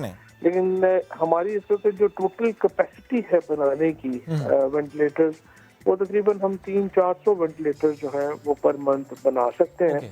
और दूसरी कंपनीज जो भी एल्सन जो है उसने भी शुरू कर दिया है अपना, तो ये हम तकरीबन इंशाल्लाह जल्दी इसकी भी हम एक्सपोर्ट की पोजीशन में आ जाएंगे। अच्छा फवाद साहब, मुख्तलिफ ममालिक इस वक्त कोरोना वैक्सीन के ऑर्डर्स दे रहे हैं, जैसा कि इसमें हमसाया ममालिक भारत भी शामिल है, तो क्या पाकिस्तान ने अभी तक ऐसा कोई ऑर्डर दिया है? ये मामला जो है जो वैक्सीन का, ये हेल्थ मिनिस्ट्री देख रही है, लेकिन एक ओवरऑल जो इस वक्त सिचुएशन है उसमें जो मेजर प्रॉब्लम है ये पाकिस्तान का नहीं है, ये पाकिस्तान थर्ड वर्ल्ड कंट्रीज सबका है। ये जो अमीर मुल्क हैं, स्पेशली जो 5 बिग जिनको कहा जाता है 5 बिग, उन्होंने ये किया है कि उन्होंने तजर्बाती जब बुनियादों के ऊपर ही मामला शुरू हुआ तो उन्होंने मिलियंस ऑफ डॉलर्स दे के वो वैक्सीन बुक कर ली। सो अब ये एक मेजर प्रॉब्लम है कि थर्ड वर्ल्ड कंट्रीज जो हैं उनमें ये वैक्सीन आने में देर लगेगी। ठीक, फवाद साहब ये तो हम बात कर रहे थे कि कितना हम एक्सपोर्ट करें कोविड-19 की सिचुएशन में जो हमने आलात खुद से बनाए हैं, बट अब मैं चाहता कि थोड़ा सियासी माहौल पर भी कमेंट आपसे ले लूँ, बिकॉज एक कामयाबी मिली है पाकिस्तान तहरीक-ए-इंसाफ और गिलगित बल्तिस्तान में, लेकिन उससे मुतालिक भी सर कुछ सवाल तो उठते हैं कि सिलेक्शन जब आपने की कैंडिडेट्स की तो उसमें कहीं ना कहीं गलती हुई है, बिकॉज ऐसे 4 आज़ाद उम्मीदवार वहाँ से कामयाब हुए हैं जो कि पाकिस्तान तहरीक-ए-इंसाफ के टिकट के ख्वाहिशमंद थे, लेकिन टिकट उन्हें नहीं दिया गया। सर इस पर भी कोई आप लोग तफ्तीश करें कि ये मामला हुआ का, गड़बड़ हुई कैसे, गलती हुई कैसे? वो तो जाहिर है, इसमें तो कोई दो ओपिनियन नहीं है कि जो वो आज़ाद उम्मीदवार जो जिनको टिकट नहीं मिले और उसके बावजूद वो जीत करके आए, तो वहाँ पे तो जाहिर है कि गलती की गुंजाइश है। और कई दफ़ा होता है कि आप जो है कुछ और सोचते हैं, लेकिन इलेक्ट्रेट जो है वो अपना फैसला सुनाते हैं, तो जो भी इलेक्ट्रेट का फैसला वो कबूल करना चाहिए। सही, बिल्कुल कबूल करना चाहिए। वोट को इज्जत इसी तरह से मिलती है जब जो फैसला हो उसे कबूल किया जाए। जहां हार जाते हैं फिर वहां जमातें कहती हैं कि धांधली हो गई है। धांधली का शोर हमें नजर आता है। फवाद साहब बेहद शुक्रिया, आप गुफ्तगू कर रहे थे। थोड़ा करते हैं आवाम के मसाइल की, तो हम बात करते हैं, निशानदही करते हैं। एक और मसला है, जब सर्दी का मौसम आता है तो यकीनन वो लोग जो कि झुग्गियों में रहते हैं, जो सड़कों पे रहते हैं, जिनके पास अपना बदन ढांपने के लिए एक प्रॉपर उनके पास कपड़े नहीं होते या उनका घर इस तरह का नहीं बना होता कि वो अपने आप को सर्दी से बचाएं, ऐसे में जो लोग उन पे मेहरबा होते हैं वो कौन लोग हैं और उनकी ज़रूरतमंदों की ज़रूरतें कैसे पूरी की जाती हैं? ऐसे में कौन ऐसे मुखय्यर हजरात हैं जो कि इन लोगों की मदद के लिए आगे आते हैं? आइए आपको दिखाते हैं। मौसम बदल रहा है और गुर्बत में सर्द मौसम के थपेड़े सहना यकीनन गरीबों के लिए एक इम्तिहान है। ऐसे हालात में ज़रूरतमंदों का तन ढांपने के लिए मेहरबा हैं कैसे कैसे, आइए देखते हैं।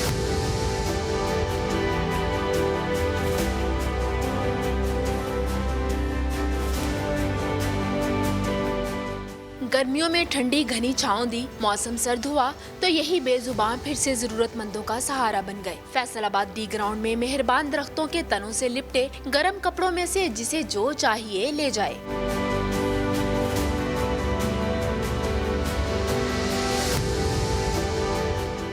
बाबा फलक शेर के बूढ़े वजूद को गर्म लिबास मिला तो इनका चेहरा भी खिल उठा। पहले ऐसे जैकेट जुकेट कोई लेके लंडे की वो कर लेते थे गुजारा, लेकिन अब तो हालात ही ऐसे हुए हैं कि जिसमें हमारे पास इतने पैसे भी नहीं है, वसाइल भी नहीं है कि जो हम लंडे से भी ख़रीद के ले लें। जिस किसी ने भी लगाई हैं बहुत अच्छा काम किया, अल्लाह ताला उनको और तौफीक दे। इन मेहरबान दरख्तों पे ये तोहफे सजाता कौन है, आइए आपको उनसे भी मिलवाते हैं।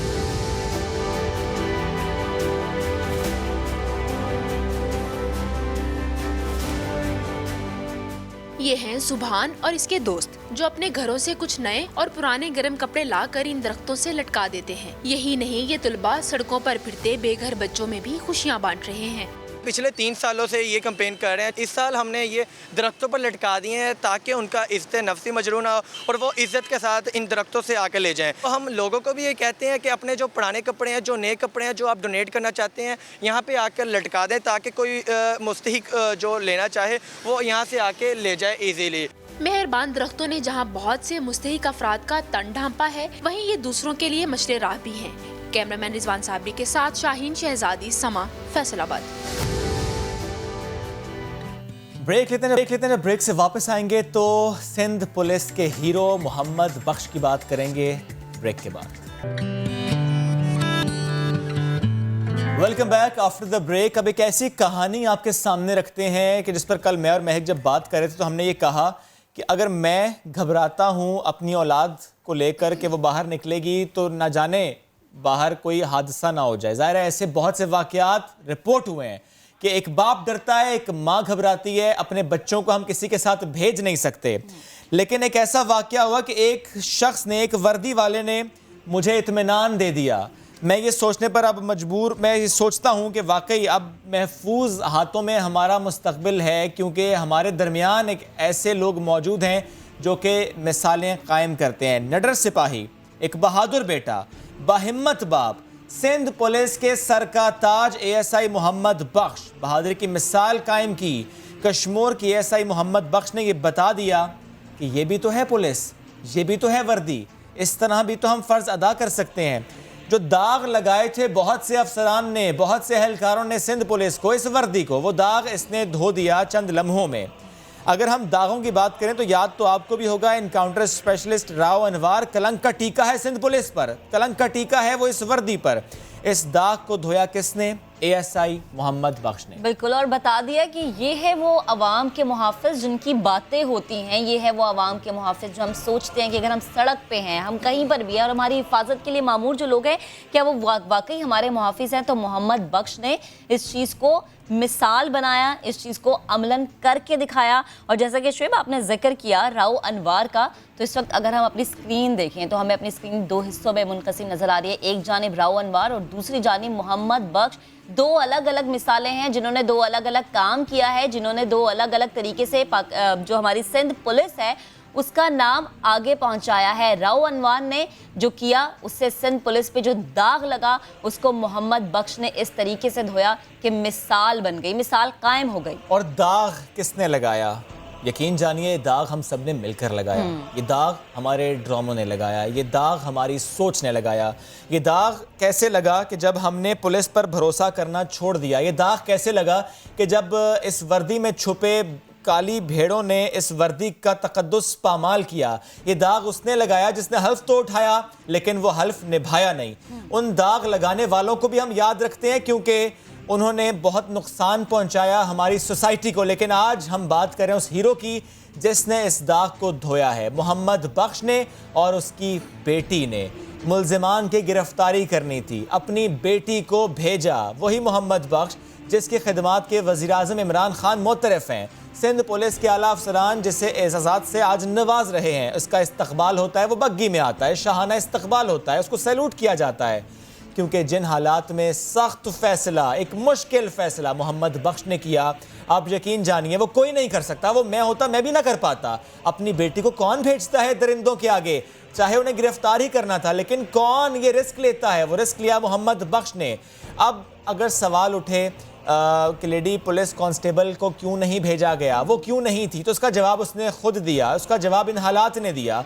वो कहता है कि अगर ख़वातीन एहलकार होती तो वह मुल्जिमान को ट्रैप करने के लिए ना भेजता, क्योंकि वो जो माहौल है उस इलाके का वो कारोकारी का माहौल है, कारोकारी का खतरा था। और इसीलिए वो कह रहे हैं कि मैंने अपनी बेटी को भेजने का फैसला किया क्योंकि वो उसके वारिस हैं। और इस बहादुर पुलिस एहलकार की आंखों में आंसू भी आ गए।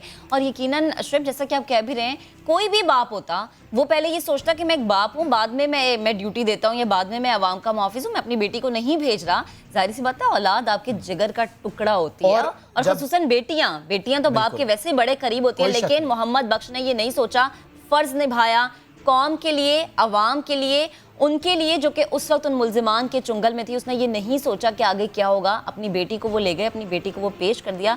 सलाम है ऐसे बेटे को, सलाम है ऐसे सिपाही को, सलाम है ऐसे मुहाफिज को जिसने ये बताया कि पाकिस्तान, सिंध पुलिस, ऐसे लोग मौजूद हैं जो कि वाकई ये समझते हैं कि अवाम को तहफ़्फ़ुज़ देना उनकी अव्वलीन तरजीह, और ये करके दिखाया मोहम्मद करके दिखाया। लेकिन सवाल महक वही, उसकी आंखों में आंसू क्यों आए? किसकी आंखों में आंसू नहीं आए? जिसने ये कहानी पढ़ी उसकी आंखों में आंसू आए। जिसने वो मंज़र देखा उसकी आंखों में आंसू आए। जिसने वो मंज़र सोचने की कोशिश की उसकी आंखों में आंसू आए। उस बेटी के साथ जो हुआ उसकी माँ ने देखा, उसकी आंखों में आंसू आए।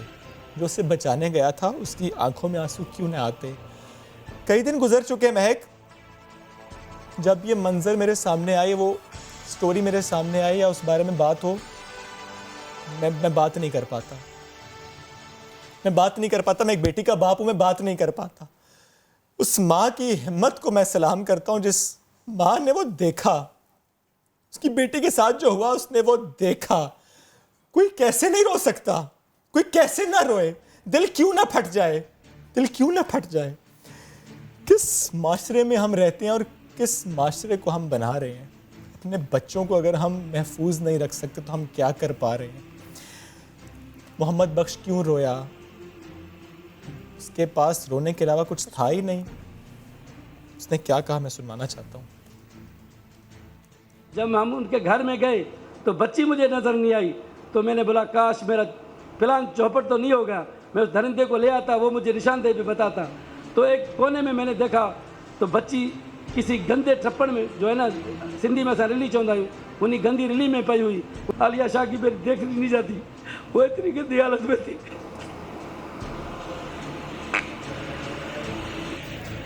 मोहम्मद बख्श के जो अल्फाज थे, जो मोहम्मद बख्श जिस तरह बता रहे थे, मुझे नहीं लगता कि हम यहाँ पे बैठ के अपने अल्फाजों में, चंद लफ्ज़ों में इस चीज़ का अहाता कर सकते हैं। क्योंकि जो चीज़ मोहम्मद बख्श पे गुजरी या जो चीज़ उस माँ बेटी पे गुजरी जिनके साथ ये वाक़या पेश आया, यकीनन जब भी कोई सुन रहा है आंखों से तो आंसू आ रहे हैं, दिल भी खून के आंसू रो रहे हैं कि हमारे मुआशरे को हो क्या गया है, हमारा मुआशरा किस ट्रैक पे चल रहा है। बाद में ऐलान हुआ कि उन माँ बेटी को नौकरी मिलेगी, लेकिन अगर हम पहले कुछ बेहतरी कर नौकरी, उस बच्ची की हालत, कल भी खबर ये आती है कि उसकी हालत फिर बिगड़ गई है। देखने के काबिल नहीं। और वो माँ जब देख के चीखती है, वो जब मतलब उसका कलेजा यकीनन फटता है, वो देखती है अपनी बेटी को, वो मनाजिर ऐसे थे कि कोई भी माँ, कोई भी बाप, कोई भी इंसान देख के जो है अपने ऊपर काबू नहीं रख सकता। क्योंकि जो चीज़ हुई, ये चीज़ यकीनन इन लोगों के लिए कोई नई नहीं है, लेकिन हर वाक़या जो रिपोर्ट होता है, हर चीज़ जो हम आपको बताते हैं, बड़ी हिम्मत, बड़े हौसले के साथ, दिल पे बड़ा पत्थर रख के ये चीज़ रिपोर्ट करनी पड़ती है। और ये ज़रूरी है, क्यों ये ज़रूरी इसलिए है ताकि कोई तो जागे, कोई तो ऐसा स्टेप ले कि हम इस चीज़ को रोकने के लिए कोई मौसर इकदाम कर सके। ठीक है, बाद में इनामात का ऐलान हो जाता है, बड़ी चीज़ें हो जाती है, लेकिन ये इन चीज़ों का हल नहीं है। मोहम्मद बख्श जैसे लोग हमें बार बार हर जगह नहीं मिलते हैं। सिंध पुलिस में है, पंजाब पुलिस में है, मोहम्मद बख्श ऐसा कोई नहीं मिलता।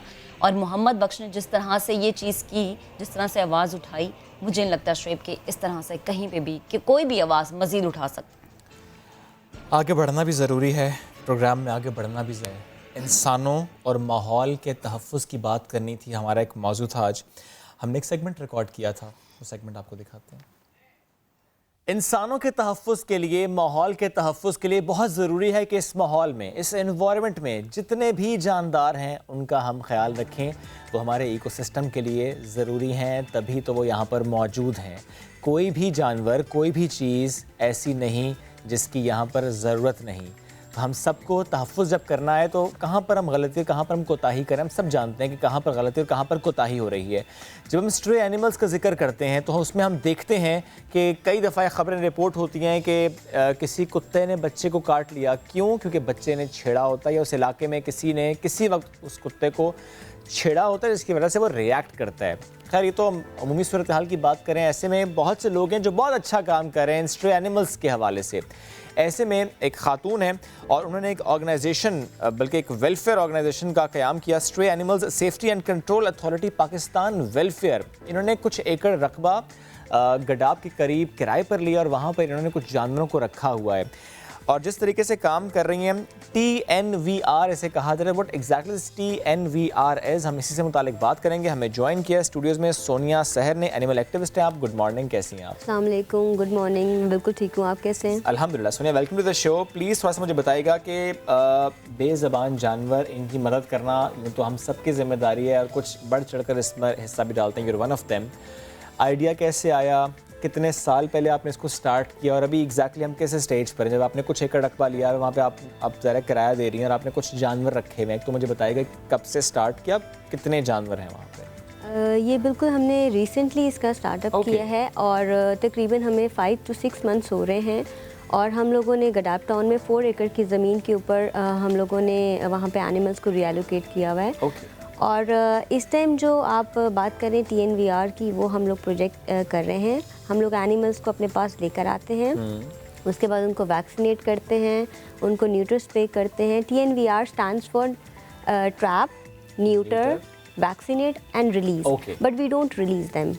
हम लोग चाहते हैं, बिकॉज पब्लिक, जनरल पब्लिक बहुत ज़्यादा तंग आ चुकी है इन स्ट्रीट एनिमल्स से, तो वो नहीं चाहते कि स्ट्रीट एनिमल्स रोडों पे फिरें और इनको दोबारा बच्चों को बाइट करें। So they want an alternative solution, जो परमानेंट सोल्यूशन चाहते हैं कि ये यहाँ से हट जाएं। और उसी बिहाफ पे हम लोग ये काम इस टाइम सर अंजाम दे रहे हैं। हमारी कोशिश है कि स्ट्रीट एनिमल्स को अगर परमानेंटली इन स्ट्रीट से हटा के किसी एक लेस पॉपुलेटेड एरिया में मूव कर दिया जाए, तो उससे इंसान और जानवर दोनों महफूज रहेंगे। बिकॉज एनिमल क्रूअल्टी भी बहुत ज़्यादा पीक पे इस टाइम हो चुकी है, अगर हम ओवरऑल पाकिस्तान की बात करें। तो हम इसी हवाले से काम कर रहे हैं। और रही बात हम किस तरह से कर रहे हैं, क्यों मुझे ख्याल आया, आपने सवाल अच्छा किया। मुझे इस तरह से ख्याल आया कि देखें, हम एज अ ह्यूमंस, हमें कोई तकलीफ़ होती है, हमें कोई प्रॉब्लम होती है, we call ambulance, we call police, ठीक है। बट मैंने कुछ ऐसे मामला देखे रोडों पे जब एनिमल्स बहुत बुरी बुरी हालत में पड़े होते थे। बहुत अच्छे अच्छे ऑर्गेनाइजेशंस ऑलरेडी इस पे काम कर रहे हैं and I salute to them. मैं बहुत अप्रिशिएट करती हूँ, बल्कि क्योंकि ये एक बंदे का काम नहीं, बहुत सारी ऑर्गेनाइजेशंस को हैव टू स्टैंड। सो जब वो काम कर रहे हैं और हमने जब देखा, जब मेरे अंदर एक एहसास, ये जज्बात पैदा हुए कि मुझे ये था कि मैं इन एनिमल्स के लिए कुछ करूँ। सो मैंने ग्रेजुअली, वैसे मैं अपनी खुद एक सॉफ्टवेयर हाउस में जॉब करती हूँ, बैंकिंग सेक्टर्स में मैं सपोर्ट एंड QA करती हूँ सॉफ्टवेयर एप्लीकेशंस का। लेकिन जब मुझे ये चीज़ें महसूस हुई कि यार नोबडी इज़ स्टैंडिंग और मतलब हर जगह हर कोई अपनी अपनी जगह काम कर रहा है, but there is still need के लोगों को खड़ा होना पड़ेगा इस काम के लिए। बिकॉज इस टाइम अगर सिर्फ कराची की बात की जाए तो 10 लाख से ऊपर के स्ट्रीट एनिमल सिस्टम अवेलेबल हैं। 10 लाख की एक शेल्टर या एक ऑर्गेनाइजेशन इसको नहीं माने। और इन 10 लाख में स्ट्रे डॉग्स भी हैं, इसमें डॉन्कीज भी हैं, इसमें कैट्स भी हैं। बिल्कुल नहीं, मैं इस टाइम अगर डॉग्स की बात करूं तो डॉग्स इस टाइम तक 10 लाख तक तो डॉग्स भी होंगे। जब स्ट्रे एनिमल्स की बात की तो ये फिगर सिर्फ डॉग्स की है। फिलहाल मैं स्ट्रीट डॉग्स की बता रही हूँ बिकॉज लोग इनसे ज़्यादा परेशान है। अगर डोमेस्टिक एनिमल्स की बात की जाए डोंकीज़ की, तो डंकीज़ में भी अच्छा खासा रेशियो इस टाइम है। डोंकीज़ का इतना इशू नहीं है, वो उधर से ओनर के अंदर है ना। एग्जैक्टली, बट डॉग्स का इशू ये कि ज़ाहिर है ये बहुत खबरें रिपोर्ट होती हैं, बिल्कुल बच्चों को काटना या भंभोड़ना, इस तरह के मामला। अच्छा, मुझे बताएं कि फिर इस वक्त जो आपके पास रकबा है जिसका आप किराया दे रही हैं, वहाँ पर आपने क्या सिर्फ स्ट्रे डॉग्स को रखा हुआ है या कि कैट्स भी हैं और डोंकीज़ भी हैं? बिल्कुल, हमारे पास डोंकीज़ भी हैं। अच्छा। और स्ट्रीट डॉग्स भी हैं। कितने? स्ट्रीट डॉग्स हमारे पास 150 प्लस हैं। ओके जी, और अभी भी बढ़ रहे हैं। बिकॉज़ खुद कहीं से जाते हैं और ट्रैप करके लेकर आते हैं या लोग आप तक पहुँचते हैं? ये it's like we are working like ambulance. ठीक है, हमें सोशल मीडिया एक बहुत बड़ा प्लेटफॉर्म है। आपको पता है एनिमल वेलफेयर के ग्रुप्स बने हुए हैं एनिमल, तो वहाँ से आपको मालूम होता है? नहीं, कॉल आती है, हमारा नाम मेंशन करने। मेरा जो पेज बना हुआ है stray animal safety and control authority Pakistan, तो लोग क्या करते हैं, 3-4 बड़ी मशहूर ऑर्गेनाइजेशंस हैं, तो उन लोगों को कॉल करना शुरू कर देते हैं, मेंशन करना शुरू कर देते हैं कि यहाँ पे एक स्ट्रीट डॉग ऐसी इस कंडीशन में, यहाँ पे कैट इस कंडीशन में, डोंकी इस कंडीशन में है। सो मेरी रेस्क्यू टीम बनी हुई है, मेरी सोशल मीडिया टीम बहुत एक्टिव है, तो वो ऑटोमेटिकली हम लोग रिस्पॉन्ड करना शुरू कर देते हैं। हम अपनी रेस्क्यू टीम को भेज देते हैं और वहाँ जाके हम क्या करते हैं कि उसको उठा के ले आते हैं अपने पास, फिर उसको पूरा ट्रीट करते हैं, फिर उसकी पेज पे अपडेट भी लगाते हैं। बिकॉज इतने एनिमल लवर्स हैं, मुझे नहीं पता था कराची एनिमल लवर से भरा हुआ है। और मैं समझती थी कि सिर्फ हम ही कोई चंद लोग हैं जो ऐसा नहीं है। अब मुझे बताएं कि जिन स्ट्रे डॉग्स को आप लोग लेकर आया, जिनसे मुतालिक आपको बताया गया वाया सोशल मीडिया, उनकी हालत कैसी थी? उनकी समझें, in other words they are almost about to dead. और इतनी बुरी हालत जी, हमारे पास बहुत क्रिटिकल केसेस भी आए हैं। और I am sorry to interrupt you, but वो जो केसेस आप बता रही हैं वो मामला क्या थे? एक्सीडेंट था? हाँ जी, हिट एंड रन केस। अच्छा, हिट एंड रन केसेस हैं। उसके अलावा मारा है लोगों ने, जो अक्सर लोग मारते हैं, किसी की टांग टूटी थी। और इसके अलावा कंटेनर के नीचे अभी जैसे रिसेंटली हुआ था, चेलम था, तो कंटेनर रख दिया था डॉग्स की लेग्स के ऊपर। ऐसे केसेस भी आए हैं।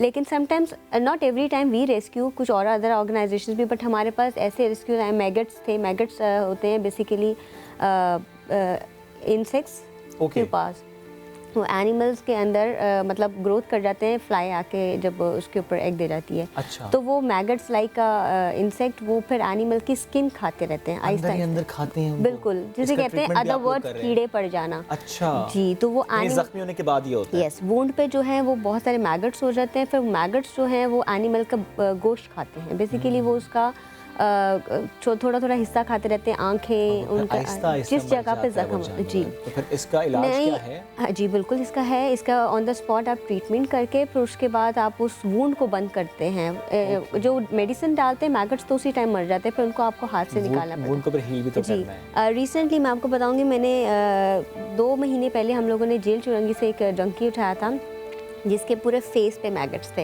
And I have share the video with your team as well. We will show that. हाँ, और वो मैगट्स इतने ज़्यादा थे कि उसकी पूरी आइज़ ख़त्म हो गई थी डोंकी की। और जब हम उसको रेस्क्यू करने के, मेरी एक टीम मेंबर थी, उन्होंने जब बोला कि हमने इसको लेकर जाना, तो कोई गाड़ी वाला, सुजुकी वाला उसको बिठा नहीं रहा था, बिकॉज हमारी वैन उस टाइम छोटी थी।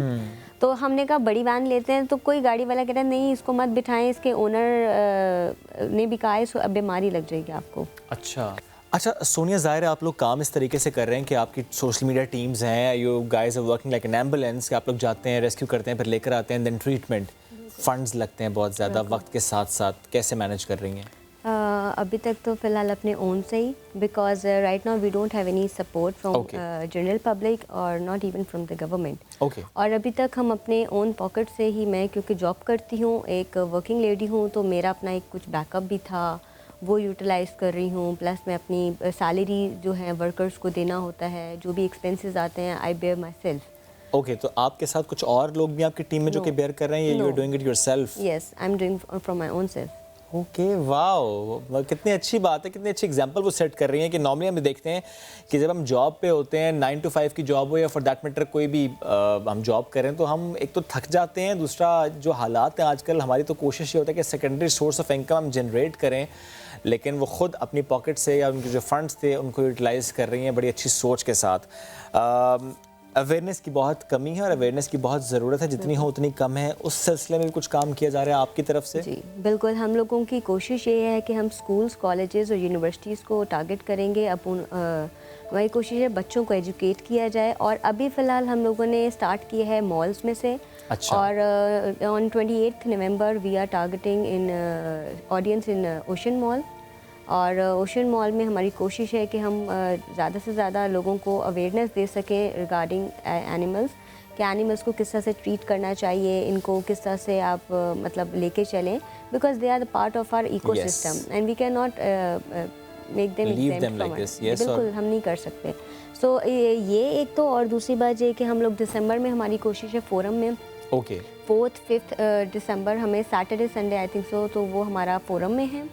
तो इस तरह से हम लोग मॉल्स में से स्टार्ट करेंगे, उसके बाद हाँ जी बिल्कुल। ठीक है, एक बात और आखिर में बताइएगा मुझे, कोई भी शख्स अगर ये देखे अपने इलाके में एक स्ट्रे एनिमल है और वो खुद से कुछ ना कर सके, बट इतना तो वो कर सकता है कि ही और she can reach you people, कैसे कर सकते हैं? आप लोगों को अगर हमारे पेज पे विजिट करें, हमारा कॉन्टैक्ट डिटेल्स भी है वहाँ पे, उसके अलावा इनबॉक्स भी करते हैं लोग, कंप्लेंट्स डायरेक्ट कॉल आ जाती है हमारे ऑफिशियल नंबर पे, so they can contact in this way. Great, thank you so much. साथ मौजूद थे, बहुत अच्छा काम आप करें, सीखने लायक बात है। हम सबको अपनी जिम्मेदारी अदा करने की ज़रूरत है कि जितना हम कर सकें, जितना भी एज एन इंडिविजुअल हम कर सकें, अगर ना कर सकें तो ऐसे इदारे मौजूद हैं, ऐसे लोग मौजूद हैं जो कि बड़ा अच्छा काम कर रहे हैं, तो हम उनको लिंक कर सकते हैं, उनके लिए सोर्स बन सकते हैं, उनको बता सकते हैं कि यहाँ पर इस बेज़बान जानवर को जो ना जाने किस हालत में होगा, उसको मदद की ज़रूरत है। और थोड़ा सा आगे बढ़ते हैं और ख़वातीन के मसाइल की बात करते हैं। वो मसले जिसमें हम देखते हैं कि 5 में से 3 ख़वातीन मसलों का शिकार होती है। हार्मोन्स की तब्दीली, उनकी ख़राबी की वजह से जो मसले आपके साथ होते हैं वो ज़्यादातर आपकी स्किन पे होते हैं, आपकी बॉडी पे बहुत ज़्यादा उनका इम्पेक्ट रहता है।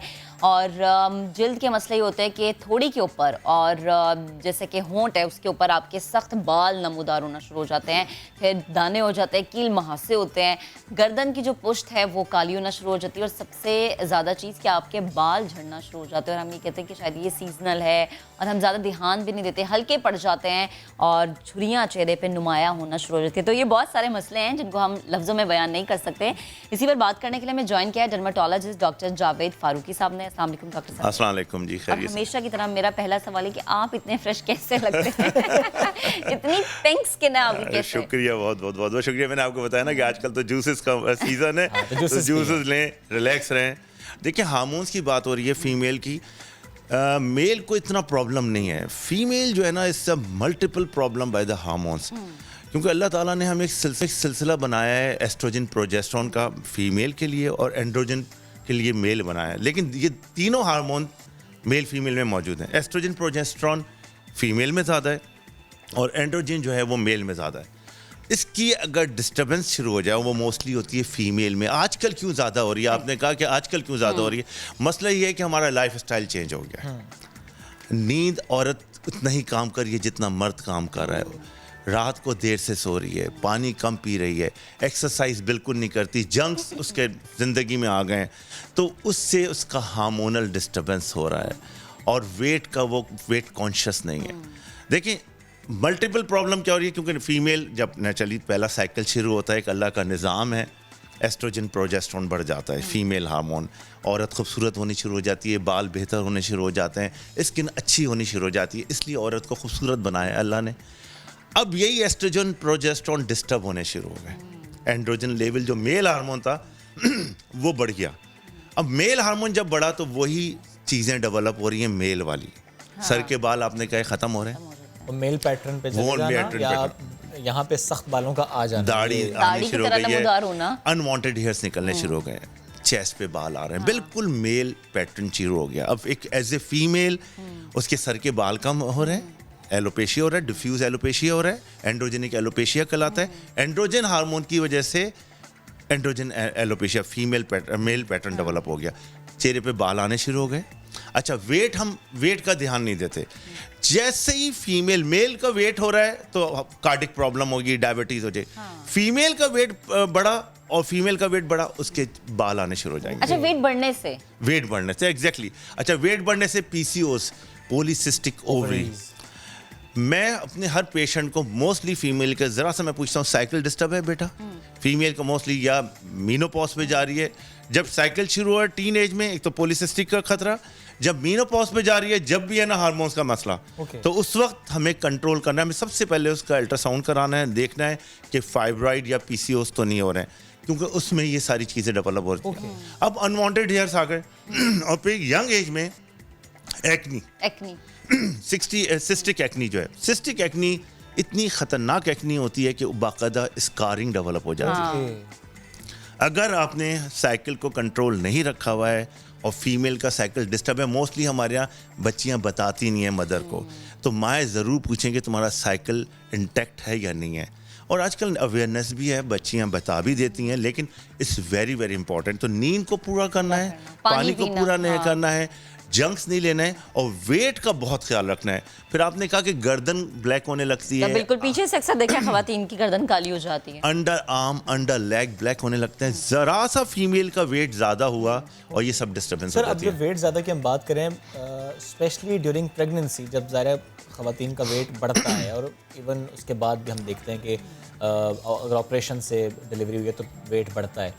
सर, इसको ज़रा कंट्रोल करना तो थोड़ा सा मुश्किल है, लेकिन कुछ इम्पैक्ट्स हम देखते हैं ड्यूरिंग प्रेगनेंसी, कुछ फेस पे या गर्दन पे, जैसा मैक ने भी कहा, लेकिन ड्यूरिंग प्रेगनेंसी स्पेशली गर्दन का ब्लैक हो जाना या पैचेस पड़ना, ये ट्रीट हो जाता है सर या क्या होता है? बिल्कुल ट्रीट हो जाता है, ट्रीटमेंट सबके आ गए, ट्रीटमेंट का कोई प्रॉब्लम नहीं है। एक नॉर्मल आपको जो घर में खवातीन है, मैं देखता हूँ बच्चियों को लेके आती हैं, उनका वेट गेन होता है, मैं उससे बहुत परेशान होता हूँ।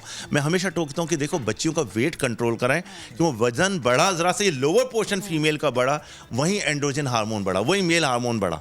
यानी वजन कंट्रोल करेंगे तो हार्मोन बैलेंस हो जाएगा। अदरवाइज हार्मोन बैलेंस कैसे होता है? कोई मेडिकेशंस होती हैं या लाइफस्टाइल चेंज? देखें, मेडिकेशन तो एक लंबा प्रोसेस है और मैं मेडिकेशन को समझता हूँ कि वो डिफिकल्ट प्रोसेस है। फीमेल अपने नॉर्मल हार्मोन पे रहे, अल्लाह ताला ने एक निज़ाम दिया हुआ है, अपनी नींद को पूरा करे, क्योंकि सुबह उठ के वो जॉब पे जा रही है, रात को मर्दों की तरह वापस आ रही है, फिर रात को देर से सो रही है, उसके बाद उसका स्ट्रेस लेवल वही मर्द वाला हो गया है, तो नेचुरली वो एंड्रोजन हार्मोन एक्टिवेट हुआ उसका मर्द, और वो फिर उसके वही पैटर्न डेवलप हो गया। अच्छा, हमने ये भी देखा कि जब आप डाइट पे आ जाते हैं या आप मोटे हैं, आप एक्सरसाइज शुरू कर देते हैं, डाइट फूड खाना शुरू करते हैं, तब भी ऐसा होता है कि आपकी स्किन पे एक्नी होना शुरू हो जाती है। क्योंकि ये चीज़ मैंने खुद जो एक्सपीरियंस किया है कि जब मैंने वेट अपना लूज करना शुरू किया, मैं डाइट खाने पे आ गई और मेरी स्किन पे एक्नी होना शुरू। देखिए, आपको अपने रूटीन को बैलेंस करना है। एकदम शौक चढ़ा, भूत चढ़ा और आपने कहा मुझे वेट कम करना है, सडन वेट आप फ्लक्चुएट जो कर रहे हो ना अपने आप को, एक नॉर्मल रूटीन पे आपको रखना है। फीमेल तो उस पर बहुत ज़्यादा अपने आप को केयरफुल रह के अपने रूटीन्स को बेहतर करें। अच्छा, आप कुछ मेडिसिन भी लेते हैं वेट लूज करने की, उससे भी होता है? पर नेचुरली बड़ी अच्छी मेडिसिन आ गई, लेकिन बगैर डॉक्टर के मशवरे के ना करें। हर शख्स के लिए डिफरेंट मेडिसिन, डिफरेंट डोज होती है। अब मुझे सर ये बताएं कि जब हम ट्रीटमेंट की बात करते हैं, तो ज़ाहिर बेहतर तो ये है कि आप अपने हार्मोन को बैलेंस करें, अपनी लाइफ रूटीन बेहतर करें, खाना पीना, नींद पूरी हो। लेकिन अब अगर डेवलप हो गया ये जो मेल पैटर्न ग्रोथ है, अपर लिप्स पे बाल आ गए हैं या फेशियल जो हेयर आ चुके हैं, सर ये थ्रेडिंग तो ज़ाहिर है बड़ा टेम्परेरी सा काम है, क्या लेजर्स और ट्रीटमेंट्स हैं जो कि आपको लगता है कि वो ऐसे रिजल्ट्स देते हैं कि फिर दोबारा से नहीं निकलते? बिल्कुल ज़बरदस्त ट्रीटमेंट आ गए हैं। देखें, मैं इंटीरियर पंजाब भी जाता हूँ, इंटीरियर सिंध भी पूरी शेव हैं लड़कियों के, बाकायदा शेव करती हैं प्रॉपर, कहती हैं डॉक्टर साहब 8-8, 10-10 साल से और हमें पता ही नहीं है कि हम क्या करें। तो बिल्कुल 100% ट्रीटमेंट से हम हार्मोन्स को कंट्रोल करते हैं, हम वेट को कंट्रोल करते हैं, उनको समझाते हैं, अवेयर करते हैं उन्हें, और उसके बाद हम डायोड हेयर लेज़र है, इट्स अ वंडरफुल लेज़र। और पहले बहुत मुश्किल होता था, बहुत महंगी लेजर्स होती थी, जहन में ये था कि नुकसान होता, ऐसा नहीं है, बहुत सेफेस्ट लेज़र है। 4 से 6 सिटिंग्स, 8 सिटिंग्स होती हैं जिसमें परमानेंटली। अच्छा, यानी 4 सिटिंग्स में वो रिमूव हो जाते हैं। 4 to 6 सिटिंग में मोस्टली 80% चले जाते हैं। अगर हार्मोनल कोई डिस्टर्बेंस नहीं है और गाइड करेंगे कैसे कॉम्बिनेशन ऑफ दैट। एक और चीज जैसे कि अब ये है कि आप ज्यादा चिकन अगर खा रहे हैं, आपकी खुराक में ज्यादा चिकन, जो कि आजकल मार्केट में आपको पता है कि कैसा आ रहा है, वो आपके चेहरे पे ज्यादा बाल पैदा करता है, ऐसा ही? एग्जैक्टली, उसका भी कहीं ना कहीं अफेक्ट है। मैं कहता हूँ फिश लेना इज़ वंडरफुल, फ्रूट्स लें, वेजिटेबल लें, चिकन का ज़रूर मसला है कहीं ना कहीं। हाँ, और एवरी सेकंड मैं आजकल को 12-13 साल की बच्चियों में देख रहा हूँ कि हेयर ग्रोथ हो रही है। और उनके प्रॉब्लम होती है, जब भी अल्ट्रासाउंड हम कराते हैं उनको PCOS निकलते हैं। ये फ्रीक्वेंट होता जा रहा है, ये बहुत कॉमन है। एवरी सेकंड मैं बता रहा हूँ ना कि बच्ची आएगी उसको एक्नी होगी, मैं कहता हूँ उसके ज़रा सोनोलॉजिस्ट से जाके एक अल्ट्रासाउंड करा लें, पता चलता PCO। अच्छा, PCOS ऐसी चीज़ है कि वो आपको फिर हार्मोन डिस्टर्ब हो रहे हैं, फिर आपकी एक्नी भी हो रही है, बाल भी गिर रहे हैं। उसको करना है, पॉलीसिस्टिक ओवरी को ट्रीट पहले करना है, उसके बाद फिर अच्छा उसका ट्रीटमेंट नेचुरली गायनेकोलॉजिस्ट है, उसके अंदर कुछ मेडिसिन होती हैं, हम ग्लूकोफेज वगैरह देते हैं, प्रॉपर्ली वो उससे ट्रीट हो जाती है माशाल्लाह। अच्छा, अमूमन माँ ये समझती हैं कि आप बच्ची को छोटी सी एज से अगर इस तरह से मेडिसिन पे लगा देंगे तो जैसे उसकी एज ज़्यादा होगी, आगे कॉम्प्लिकेशंस मजीद हो जाएगी। माओ का कॉन्सेप्ट ये भी होता है? नहीं, माओ से मैं सिर्फ रिक्वेस्ट करूंगा उनकी डाइट कंट्रोल करें ना। आप उस लेवल पे लेके क्यों आ रही हैं कि इन सब हम ट्रीटमेंट्स में जाएं? अगर खुदा ना करे थे कि बाल आ गए और आने शुरू हो गए, उसमें तो आपको लेज़र करवानी है, उसके अलावा कोई सोल्यूशन नहीं है।